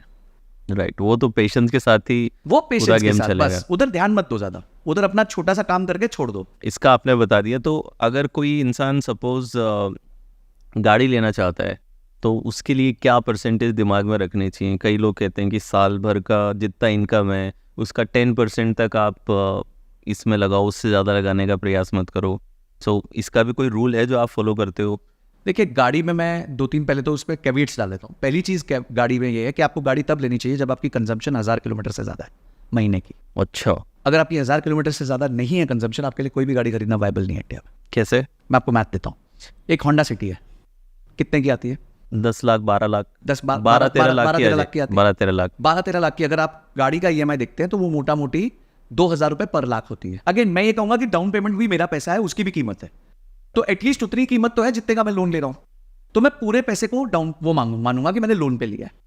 तो 13 लाख रुपए अगर मैं लेता हूं, या 13-14 जो भी है लेता हूं, तो मोटा मोटी 25-30 हज़ार के रेंज में मेरा EMI आएगा। 15-20 हज़ार की इंश्योरेंस आएगी, 45 हज़ार हो गए। और उसके बाद मेंटेनेंस आप 5,000 रुपये लोएस्ट पकड़ लो, मतलब बहुत कम पकड़ लो, ठीक है। टायर चेंज होते हैं, सब कुछ होता है, एक्सीडेंट कुछ हो गया तो वो सबको हमें गिन ही नहीं रहा। तो आपका करीबन 25-30 हज़ार की EMI हो गई, 15-1 हज़ार की इंश्योरेंस हो गई, 40 और 10 हज़ार का आप मिसले 50 हज़ार का बेसिक खर्चा। ये गाड़ी घर पे खड़ी है, 50 हज़ार रुपये की पड़ रही है। अब 50 हज़ार डिवाइड बाय 1000 किलोमीटर, 50 रुपये किलोमीटर। उबर ओला आपको करीबन 21-22 रुपये किलोमीटर। अच्छा, सिंपल हो गया। तो अगर आपका कंजम्पशन 1000 किलोमीटर का नहीं है तो मेरे हिसाब से आपके लिए गाड़ी नहीं बनी। सेकंड चीज आपके लिए गाड़ी तब बनी है जब आपकी इनकम बहुत सिग्निफिकेंट हो जाए। आप फिर 1.5 लाख comfort and हाँ, convenience फिर से आप आप कर उस रहे हो। चीज को बजट कर सकते हो कि ठीक है यार ये मेरे लिए पैसा है।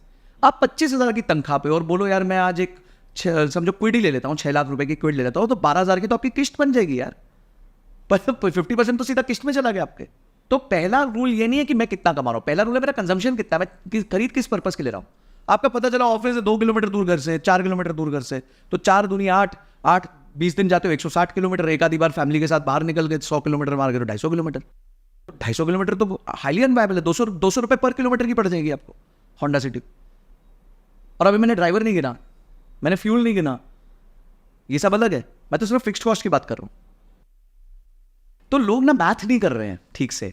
अगर वो मैथ करने लग जाए ना, उनके इन्वेस्टमेंट डिसीजंस बेटर हो जाएंगे, फिर वो स्ट्रगल नहीं करेंगे। ज़्यादातर लोग तो आई थिंक मैथ तो दूर की बात है, स्टेटस ड्रिवन ही बहुत चलते हैं इंडिया में, कि अगर पड़ोसी पे आ गई है और या फिर घर में ये दिखाना है कि मैं कितना अमीर हूँ, वो स्टेटस जो है वो हमसे शादियों में भी एक्स्ट्रा खर्चे करवाता है, वो कई बार बड़े बड़े फ़ोन रखवाता है।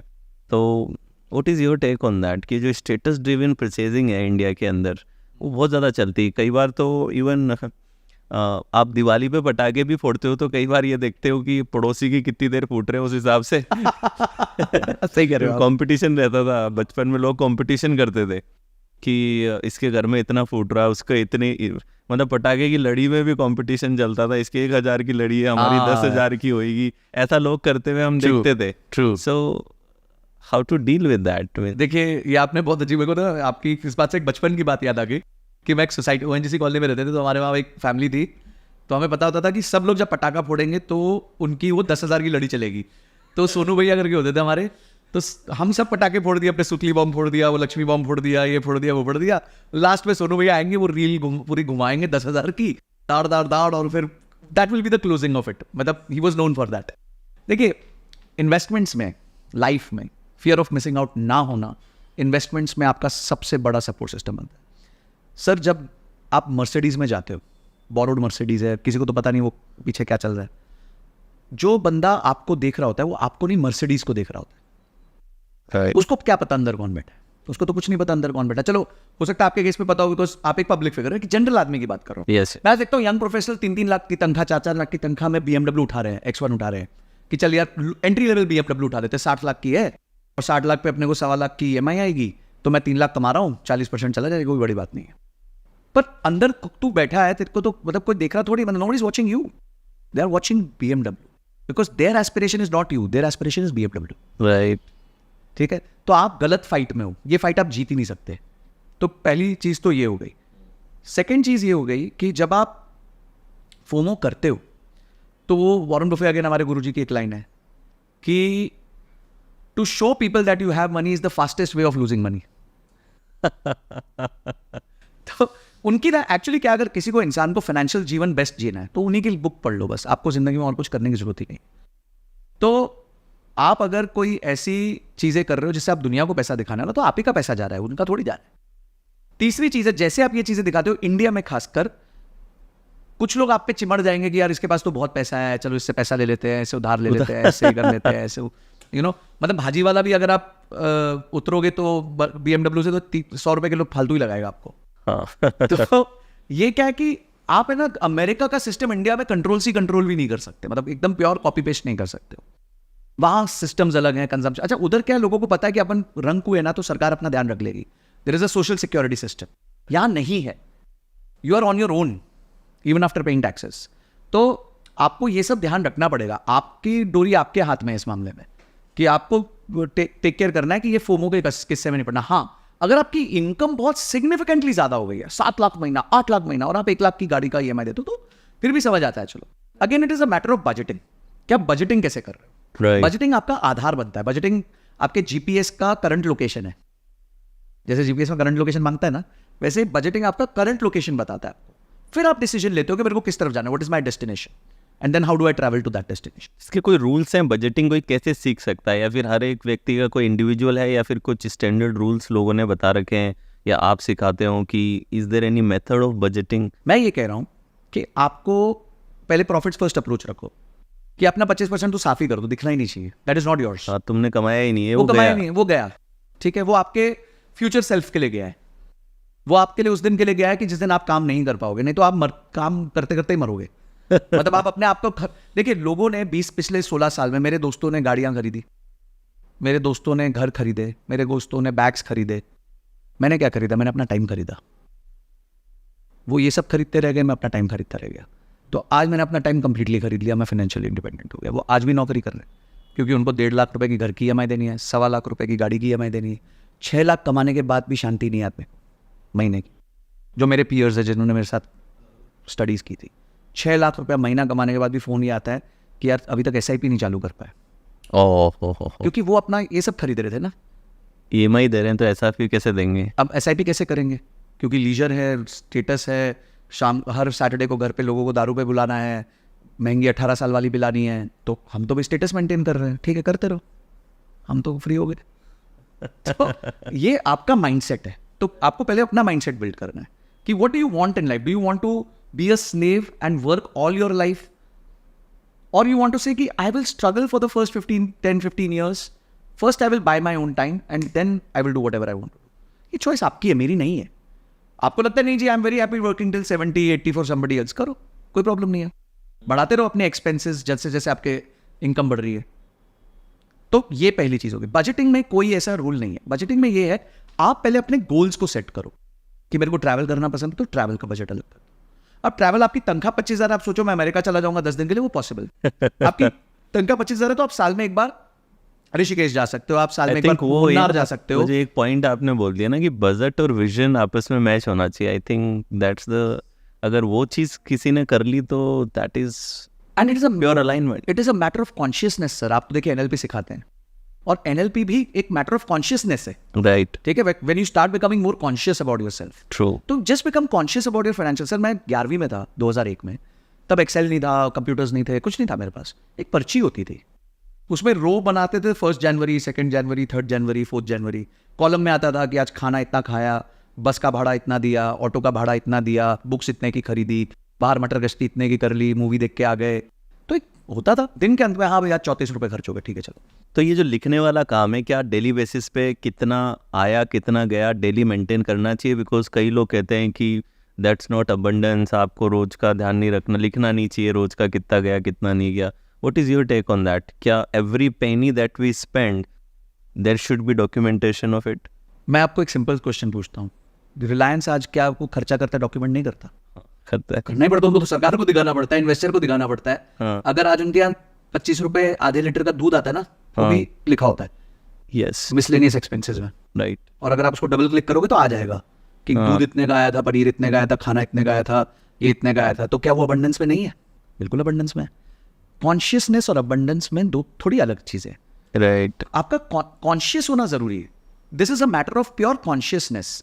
ट्रू। ये जो आपको बजटिंग है वो आपको कॉन्शियसनेस देता है कि भाई मैं खर्चा क्या करूं, मैं कम करने थोड़ी कह रहा हूं खर्चा, मैं कह रहा हूं पता your vision and your budget should align. मेरा पॉइंट ये है, आप रोते रहोगे कि मैं ट्रैवल नहीं कर पा रहा, और आप यहाँ पे सिगरेट फूक रहे हो, या फिर आप सब्सक्रिप्शंस को पैसा दे रहे हो, या फिर आप गलत चीजों में पैसा डाल रहे हो, तो आपका रोना गलत है, because your vision and your expense are not matching with each other.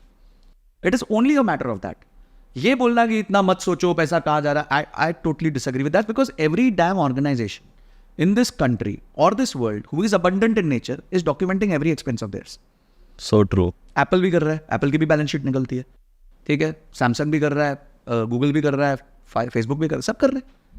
तो वो abundant नहीं है क्या? बिल्कुल abundant है।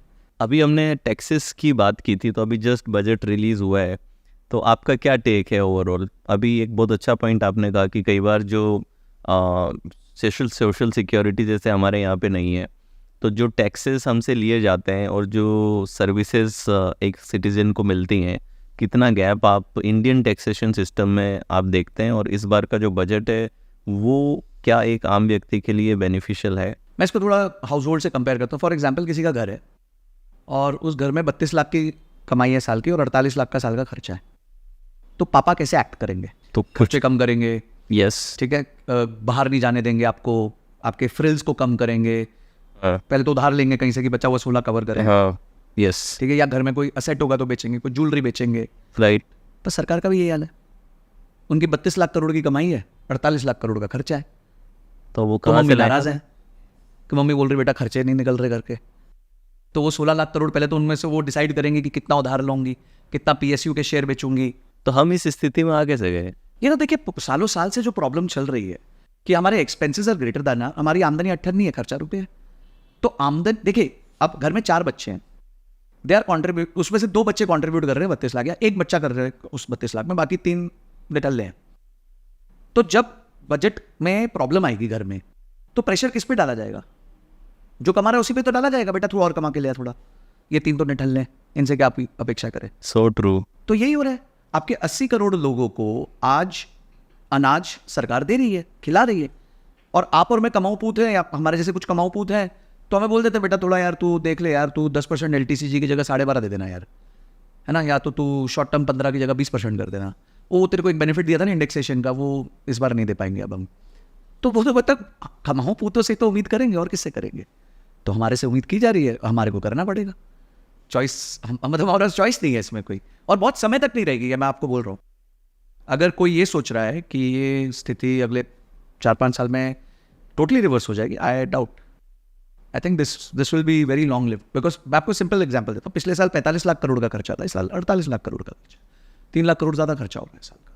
7% 8% से आपका कॉस्ट ऑफ मतलब living, cost of running the country is increasing by 7 to 8%, and people are getting more fired now because AI आ गया है, तो जॉब्स और कम हो रहे हैं। सरकार को जॉब्स के लिए बहुत प्रेशर है कि भाई जॉब्स क्रिएट करो। तो अभी जो सिचुएशन है वो परमिट ही नहीं करेगी सरकार को कि वो हमारे जैसे जो लोग हैं जो कंट्रीब्यूट कर रहे हैं टैक्सेस को लेकर, उसको कोई बेनिफिट्स दे पाए। तो इसलिए मैं कोई नाराज़ नहीं होता, कोई दुखी नहीं होता। I know this will happen, needy है, जरूरत है यही। हाँ, कोई है, ऑप्शन नहीं है। आप समझे ना कि वही मैंने जो एग्जांपल दिया कि घर में आपके 4 या 5 बच्चे हैं, उसमें से कमा एक ही रहा है ना, तो उसी पे सारा बोझ उसी पे आना बोझ है, है। और उसी से अपेक्षा है, तो उस पर अपेक्षा भी उसी से है कि बेटा आज तेरी तनख्वाह समझो 10 लाख रुपए साल की है, तो कल बेटा तेरे को 15 करनी पड़ेगी। ये तो नहीं कर रहे कुछ, मैं नहीं कुछ कर सकता इनका, ये तो ऐसे ही बैठेंगे यहाँ पे कंचे खेलेंगे, खेलना ठीक है। तो ये आजकल जो इतने सारे कई बिजनेसमैन हैं जो दुबई में स्पेशली ऑपरेशंस अपने शिफ्ट करते हैं और दुबई से ऑपरेट करते हैं, तो ये इसी टैक्सेशन सिस्टम की वजह से दे आर डूइंग इट। अगर आप कुछ इसमें कैलकुलेशन दे सकें कि सपोज़ कोई व्यक्ति 1 करोड़ रुपया एक कंपनी प्रॉफिट बनाती है इंडिया में, और वही सेम 1 करोड़ अगर दुबई में बनाती है, तो इन हैंड फाइनली किसके पास कितना रहने वाला है? If you can give some calculation. देखिए, मैं इसका ब्रेक इवन पॉइंट आपको दे देता हूँ जी। अगर आप महीने का 25 लाख से ज़्यादा कमा रहे हैं तो Dubai will be favourable for you. अच्छा। अगर आप साल का 3 करोड़ रुपए कमा रहे हैं, 3 करोड़ या उससे ज़्यादा कमा रहे हैं, तो Dubai is a favourable country for you. उसका रीज़न ये है क्योंकि 25 लाख में आपका वहाँ पे live cost of living is very high. तो आप जो इंडिया में 2 लाख रुपए महीने में जी सकते हो, वहाँ पे आपको वो 6-7 लाख रुपए महीने में जीना मतलब लग जाता है। सेम चीज़, यस। तो 3x की कॉस्ट है, तो 3 करोड़ में फिर आप वो सब निपटा सकते हो। दूसरी चीज़ ये है कि from taxation stand point Dubai में जो वैट है, जो हमारा GST वहाँ फ्लैट 5% है। इंडिया में वो अलग अलग स्लैब्स है, 5, 12, 18, अलग 28। In terms of business taxation I think वहाँ पे करीबन $1 लाख के आसपास तक आपको बिजनेस टैक्स नहीं देना पड़ता, और उसके बाद भी अगर बिजनेस टैक्स देना है तो सिर्फ 9% देना पड़ता है, कॉर्पोरेट टैक्स जिसे कहते हैं। Yes yes. जो यहाँ 0 से स्टार्ट हो जाता है और आपको मिनिमम 25% देना पड़ता है, और अगर आपकी रेवेन्यू 400 करोड़ से ज़्यादा है साल का तो आपको 33% देना पड़ता है। तो ये इंडिया का मतलब जो है डिफरेंस है। तो obviously India is a very high tax regime. अगर आप 100 रुपये का रेवेन्यू करते हैं तो मोटा मोटी आपके पास सरकार के पास मोटा मोटी उसमें से 20-22% चला जाता है, टैक्स और इनकम टैक्स मिला के। मैं एक एवरेज स्थिति में आपको बताता हूँ। ओके। तो अब 88 जो आपके पास 78 रुपये बचते हैं, उस 78 रुपीज़ में से आपको अपना घर चलाना है, सब करना है, तो वो आपका मैथ होता है। सिर्फ 20-22 ही जा रहा है, कई लोग तो कहते हैं कि 48 तक चला जाता है। मैं बिजनेसेस के बारे में बात कर रहा हूँ, अच्छा। बिजनेसेस को कॉस्ट को बेनिफिट मिल जाता है ना, तो जो सैलरीज दे रहे हैं, गाड़ी चला रहे हैं, ये सब कर रहे हैं, तो उसका उनको बेनिफिट मिलता ही है। जैसे कोई सिर्फ सर्विस इंडस्ट्री में अगर हम एक एम्प्लॉई हैं, सपोज कोई सर्विस इंडस्ट्री में सिर्फ है, हाँ, तो उसको जैसे GST भरना पड़ रहा है, मगर उसको कोई क्रेडिट नहीं मिल रहा है GST का, तो वो भी उसकी कॉस्ट हो गई, तो उसके ऊपर तो 18% और चला गया। हाँ, बिल्कुल। और प्लस जो अगर वो 20 लाख से ऊपर वाली स्लैब में है, हाँ, तो उसको उस हाँ, और अगर वो 4 करोड़ से ऊपर वाली स्लैब में तो 40% तो उसका वो हो जाता है इनकम टैक्स। तो देखिए, टैक्स तो इंडिया में ज़्यादा है, टैक्स तो इंडिया में बहुत ज़्यादा है, नो कोई डाउट ही नहीं है, पर इसके कम होने के चांसेस भी नहीं है। बट द सिचुएशन अच्छा हुआ आपने ये बताया, because many people are not aware of this कि what is the reason why they are doing it, Yes. Because they are also trapped, they have no मैं देखिए, चॉइस। मैं क्लियर करना चाहता हूँ, कुछ लोगों ने मेरे को पिछले कुछ एक पॉडकास्ट में थोड़ा लिखा कि आप मोदी समर्थक हो। मैं मोदी समर्थक नहीं हूँ, मैं आपको सिचुएशन बता रहा हूँ। आप अपेक्षा नहीं कर सकते, मैं डिफेंड नहीं कर रहा हूँ उनको। आप जो सिचुएशन, भाई मैथ तो मैथ है ना सर। भाई अगर मैं परिवार के एग्जाम्पल से बताया कि 32 लाख परिवार कमा रहे हैं, 48 लाख खर्च कर रहे हैं, तो पापा तो स्ट्रिक्ट होंगे, कुछ कर ही नहीं सकते पापा ने, तो घर तो खत्म हो जाएगा किसी भी दिन। राइट, जबकि वो भी जानते हैं उनके फेवर में नहीं करेगा काम। दे आल्सो नो दैट आज इट्स तो नॉट जीना है ना, we have to live today to fight tomorrow. तो आज अगर हम जीते रहेंगे, और अपेक्षा किससे करेंगे, जो कमाऊ पूत है, क्योंकि बाकी चार तो नहीं कमा रहे। फाइनेंशियल स्ट्रेस को डील करने के लिए क्या करते हैं? बिकॉज अल्टीमेटली हम कितना ही गेम को समझते हो, बट कई बार प्रेशर एक्सपीरियंस हो सकता है, या फिर आपके पास लोग इतने कंसल्टेंसी में आते होंगे। सो फाइनेंसिस की कमी की वजह से कितना स्ट्रेस में लोग जाते हैं, और क्या वो कोप अप कर सकते हैं उस स्ट्रेस को हैंडल करने के लिए? देखिए, अगेन मैं अपने हमारे इस संवाद से ही कुछ चीज़ों का इसमें बहुत सिंपल आंसर है। फर्स्ट है, अपना कॉन्शियसनेस लेके आओ, अपनी बजटिंग लेके आओ। मैं इसका ना एक 4 स्टेप फ्रेमवर्क देता हूँ। पहला स्टेप है budgeting, to be aware of where you are right now. तो आपको पता चल जाएगा कि आप खर्चे किस पे कर रहे हो, कहाँ कर रहे हो, where is your money going. At least exact आपको पता होना चाहिए आपकी फिक्स Because कितनी है, वेरिएबल कितनी ये एक ऐसा पॉइंट है संजय जी कि मैक्सिमम मैंने देखा कि घरों को ये पता ही नहीं होता कि एग्जैक्टली पैसा कहाँ जा रहा है। घरों छोड़ो, बिजनेसेस को नहीं पता होता। यस, घर वाले तो फिर भी बोलते हैं चल ठीक है, चल रही है, हाँ, मतलब चल रही है, ठीक है, ऐसे कोई प्रॉब्लम नहीं। बिजनेसेस को ही नहीं पता। मैं तो बिजनेसेस में सबसे पहले जाके ये, मेरा पर्सनल फाइनेंस और बिजनेस फाइनेंस में यही फ्रेमवर्क रहता है, फर्क नहीं पड़ता फ्रेमवर्क में।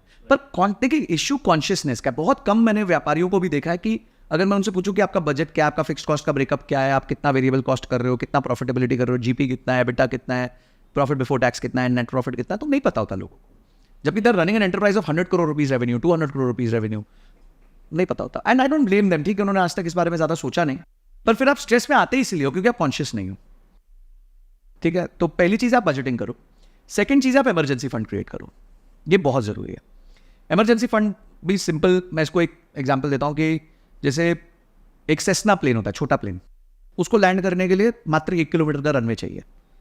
फिर एक A320 होता है, उसको लैंड करने के लिए आपको करीबन 1.5-2 किलोमीटर का रनवे चाहिए। और एक A380 होता है जंबो, उसको 3-3.5 किलोमीटर का रनवे चाहिए। तो आप अगर सिंगल हो तो आप सेस्ना हो, तो आप 6 महीने का अपना, आपके पास कॉस्ट, आपके जो खर्चे हैं उसका 6 महीने का आपके पास FD में होना चाहिए। पहले दिन नहीं होगा, उसको बिल्ड करो, ठीक है। ठीक है। अगर आप A320 हो, यानी आप एक हस्बैंड वाइफ, तो आपके पास एटलीस्ट 9 से 10 महीने का होना चाहिए। और अगर आप एक पूरा परिवार हो, 2 बच्चे हैं, सब कोई है, तो आप 12 से 15, तब आप A380 हो गए, तो अब 12 से 15 महीने का आपके पास एक रिजर्व क्रिएट होना चाहिए। अब आपको ना कॉन्फिडेंस आ जाएगा कि यार मेरे पास एक रिजर्व है, कल को प्रॉब्लम हो गई तो कोई फर्क नहीं। और इस रिजर्व को कहीं नहीं डालना, चुपचाप FD में डालना है। कोई भी फाइनेंशियल इन्फ्लुएंसर आके बोले FD बेकार है, बोले थैंक यू सो मच, वो तो पैसा FD में ही होगा, ठीक है? इमरजेंसी फंड आपको नाम ही FD में इमरजेंसी रखना है, है। तो उसका काम रिटर्न्स कमाना नहीं है, उसका काम है इमरजेंसी में आना, ठीक ठीक है। तो ऑब्जेक्टिव क्लियर है उसका। हाँ, देखिए, अपेक्षाएं क्लियर रखो, उसके बाद निवेश चालू होगा। अब तीसरा होता है इंश्योरेंस।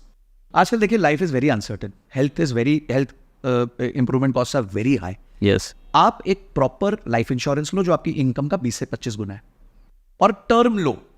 ये यूलिप फुलिप ये सब मत लो, क्योंकि ये इतना करोगे तो 20 साल बाद पैसे वापस मिल जाएंगे, कुछ नहीं। Pure term insurance. मृत्यु के बाद क्या मिलेगा? हाँ, बस अगर बच गए तो गए वो पैसे, और खुश होना कि बच गए तो गए पैसे, ठीक है, अच्छी बात है। तो मतलब आप खुद मरो इसके लिए वो नहीं कर रहे हो कि मतलब चलो काश में मर ही जाता। तो आपने 20 to 25 टाइम्स आपकी इनकम का आपके पास इंश्योरेंस होना चाहिए। जी। सेकंड है, अगर आप एक परिवार है, अगेन एक हस्बैंड वाइफ बच्चे हैं, तो एटलीस्ट 10 से 15 लाख रुपए का फैमिली फ्लोटर का आपके पास वो होना चाहिए, हेल्थ इंश्योरेंस आपके पास। लोग है ना यहाँ पे बहुत गलत करते हैं, 2 लाख रुपए की फैमिली फ्लोटर, जो अरे यार क्या होगा, क्या फर्क पड़ता है, नहीं, लेके रखो घर में। चाहे आपको 2000 साल के फालतू देने पड़े, चाहे आपको 4 सिगरेट दिन की कम फूकनी पड़े, प्लीज ये वाला काम करके रखो। तो ये हो गया BEI। और चौथा आई है इन्वेस्टमेंट्स, कि अब आप इन्वेस्टमेंट्स का भी जर्नी चालू रखो, ताकि आपके लॉन्ग टर्म गोल्स हैं, चाहे आपके बच्चों की शादी है, आपको खुद को पढ़ना है आगे जाके, फिर से डबल MBA करनी है, डबल कोई ग्रेजुएशन करनी है, आपको गाड़ी खरीदनी है, घर का डाउन पेमेंट करना है, आपको 20 साल बाद रिटायरमेंट पानी है, उन सब के लिए आप एक इन्वेस्टमेंट करो, बस सिंपल और मस्त रहो। BEI। BEI। Budget, emergency, insurance and investment. बस इससे ज़्यादा दिमाग नहीं लगाना ज़्यादा। इसके अलावा आप दिमाग का लगाना है एक्टिव इनकम बढ़ाने में। हाँ, ये सब कर दिया, आप सेफ हो गए, ठीक है। और ये सब करने में आपको पूरे महीने में 2 घंटा लगे, दैट्स इट। बस। उसके अलावा जो बाकी समय है वो आपके पर्सनल, आपके फैमिली रिलेशनशिप्स में, अपनी सेल्फ इम्प्रूवमेंट्स में, अपने एक्टिव इनकम को बढ़ाने में, हासिल करने में, डबल इनकम क्रिएट करने में, ये सब में जाना चाहिए। प्रॉब्लम क्या है, लोग यहाँ पे अपेक्षा फूल जलूल कर देते हैं तो वो बेचारे मारे जाते हैं। दैट्स द बिगेस्ट प्रॉब्लम कि वो एक्सपेक्टेशन ही। बिल्कुल। आप मुझे बिल्कुल बताइए नहीं सर, है, yes. आपने पिछले 20 साल में, अगर मैं आपका एक 20 ईयर करियर पूछूं, एक क्वेश्चन रिवर्स कर देता हूँ, हाँ, तो आपने अपनी एक्टिव इनकम पे कितना फोकस किया और उससे क्या बेनिफिट मिला, वर्सेस आपने अपनी पैसिव इनकम पे कितना फोकस किया और क्या बेनिफिट मिला? मोस्टली तो एक्टिव इनकम पे ही फोकस किया। एक्टिव इनकम तो बहुत ड्रास्टिकली, ऑलमोस्ट ऐसा लगता है कि बहुत ज़्यादा एक्स हो गई है। और इन्वेस्टिंग मोस्टली, जैसे एक रेगुलर इन्वेस्टर, हमें क्या बचपन से सिखाया जाता है कि प्लॉट्स ले लो, हाँ, real estate। घर, रियल एस्टेट ले लो। तो मोस्टली इन्वेस्टमेंट्स उन्हीं जगहों पे मेनली किए, और बाकी कुछ म्यूचुअल फंड्स में किए जिसमें 13-14% के रिटर्न मुझे आते हैं। पर वो मतलब मैं करके भूल गया हूँ, मतलब मैं उसमें कोई दिमाग नहीं लगा। दिमाग नहीं लगाता हूँ। जो मेरे मैनेजर हैं वो ही देखते हैं, बस कभी कभार आके बताते रहते हैं कि हाँ भाई ये हो रहा है, ये वो हो value रहा चल है, रही है। that's it। पर मैं अगर कहूँ तो आपने सबसे ज्यादा बेनिफिट आपके रिटर्न्स का हुआ है आपकी एक्टिव इनकम पे, ये मैं कह सकता हूँ। Yes yes. तो बस यही स्टोरी है सबकी, यही होनी चाहिए। अगर आप 100 रुपये कमा रहे थे आज 10 साल पहले, तो आप 10 साल बाद 10,000 कैसे कमाओ, 100x कैसे करो, उसको इस पे फोकस होना चाहिए ना, ये रिटर्न्स पे, क्योंकि वो आपकी गेम नहीं है, वो आपकी गेम नहीं है। मैंने बताया ना कि this is only one place जहाँ पे जितना कम आप इन्वॉल्व होगे उतना आप ज़्यादा पैसा कमाओगे। तो बहुत ही मज़ा आया संजय जी, इतना मस्त सिंपल तरीके से आपने इसको समझा। और आई थिंक इतना सिंपल समझा है कि लोगों का और जानने का इंटरेस्ट बनेगा कि ये, वरना लोगों को ना ये बोरिंग लगता है सब्जेक्ट की फाइनेंस। ऐसा नहीं कि इच्छा नहीं है लोगों में, बहुत से लोग सीखना चाहते हैं, बट कई बार कुछ इंटरेस्टिंग बना के कोई सिखाए तो लोगों का इंटरेस्ट और ज़्यादा बनता है। तो आई थिंक बहुत ही अमेजिंगली आपने लोगों को सिखाया। Thank you so And now we will move to the rapid fire. Sure. So let's go for the rapid fires. So now we will start rapid fire. Sanjay ji, ready? जी। Stocks or bonds? Stocks through mutual funds. What is your favorite financial book? मेरी favourite financial book है Bhagavad Gita. Bhagavad Gita. Yes. तो यार ये तो rapid fire है, but इसमें अगर आप एक्सप्लेन करें कैसे? क्योंकि मैंने जैसे बताया 90% माइंडसेट का गेम है, 10% स्किल का है। हाँ, तो भगवत गीता आपको माइंडसेट बिल्ड करने में सॉलिड हेल्प करती है। उसके अगर प्रिंसिपल्स आप इन्वेस्टमेंट्स में लगा लो तो आप कभी गलत नहीं हो सकते। उसके अलावा अगर नॉर्मल जो बुक अच्छी लगती है वो मुझे, I think the psychology of money is a brilliant book by Morgan Housel. बहुत ही ब्यूटीफुल, बहुत ही ब्यूटीफुल बुक लिखी हुई है। और अगर आपको कुछ भी सीखना है तो मेरे गुरुजी की कोई भी बुक उठा लो आप, वॉरेन बफेट की, बस उसमें आपको गोल्ड स्टैंडर्ड जो है कोट्स मिल जाएंगे। तो गीता में आपने कहा, वैसे तो रैपिड फायर है, but if you can give 2-3 points जो गीता में से आपने उठाए हैं और आप यूज करते हो अपनी लाइफ में। एक श्लोक तो सबसे फेमस है 247 कि कर्म कर कर फल की चमत्कार, बट एक श्लोक है जो मेरे को बहुत पावरफुल लगता है, वो है 4थे अध्याय का 40वां श्लोक है, जिसे हम कहते हैं अज्ञाना च श्रद्धाना च संशयात्मा विनश्यति नाया लोको अस्ति परो ना सुखम संशयात्मा।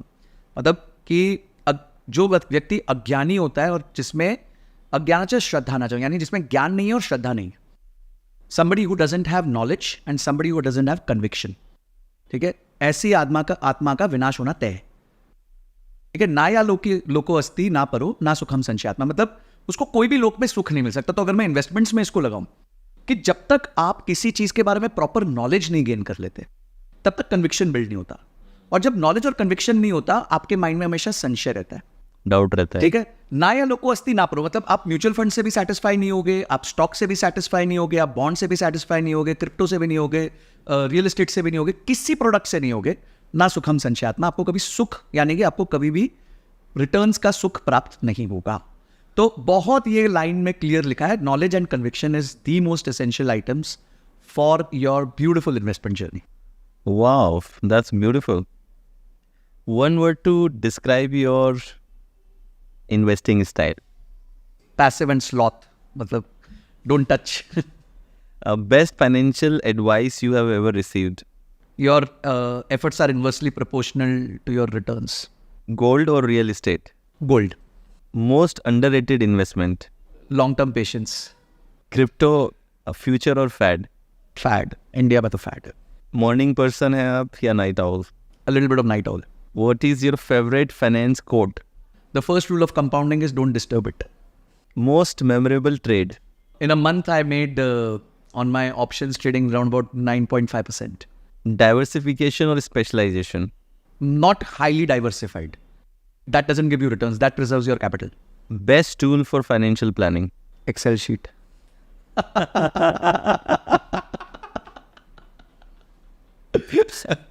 वाह, ओल्ड इज गोल्ड है. Most influential financial Guru? Warren Buffett. What is your favourite part being a finance coach? I can solve problems which have far-reaching effect. तो एक डॉक्टर होता है, वो एक मरीज को जब ट्रीट करता है, वो उस मरीज को ट्रीट करता है. मैं अगर किसी की फाइनेंशियल प्रॉब्लम सॉल्व करता हूँ, उस पूरे परिवार की प्रॉब्लम सॉल्व होती है. और अगर किसी बिजनेस की फाइनेंशियल प्रॉब्लम सॉल्व कर दूँ, तो उसके सप्लायर्स की, एम्प्लॉयज़ की, कस्टमर्स की, सबकी प्रॉब्लम सॉल्व होती है. तो I think what I do, God is kind on me कि he is chosen me to do things which have far reaching effect on people's lives. Because apart from this there is रोग और ऋण. इसके अलावा तो कोई बहुत बड़ा प्रॉब्लम है नहीं लाइफ में लोगों के. तो या तो रोग है या ऋण है. तो मैं ऋण का डॉक्टर हूँ, कुछ लोग रोग के डॉक्टर होते हैं. तो I think that is the most beautiful part of my. Beautiful Sanjay ji.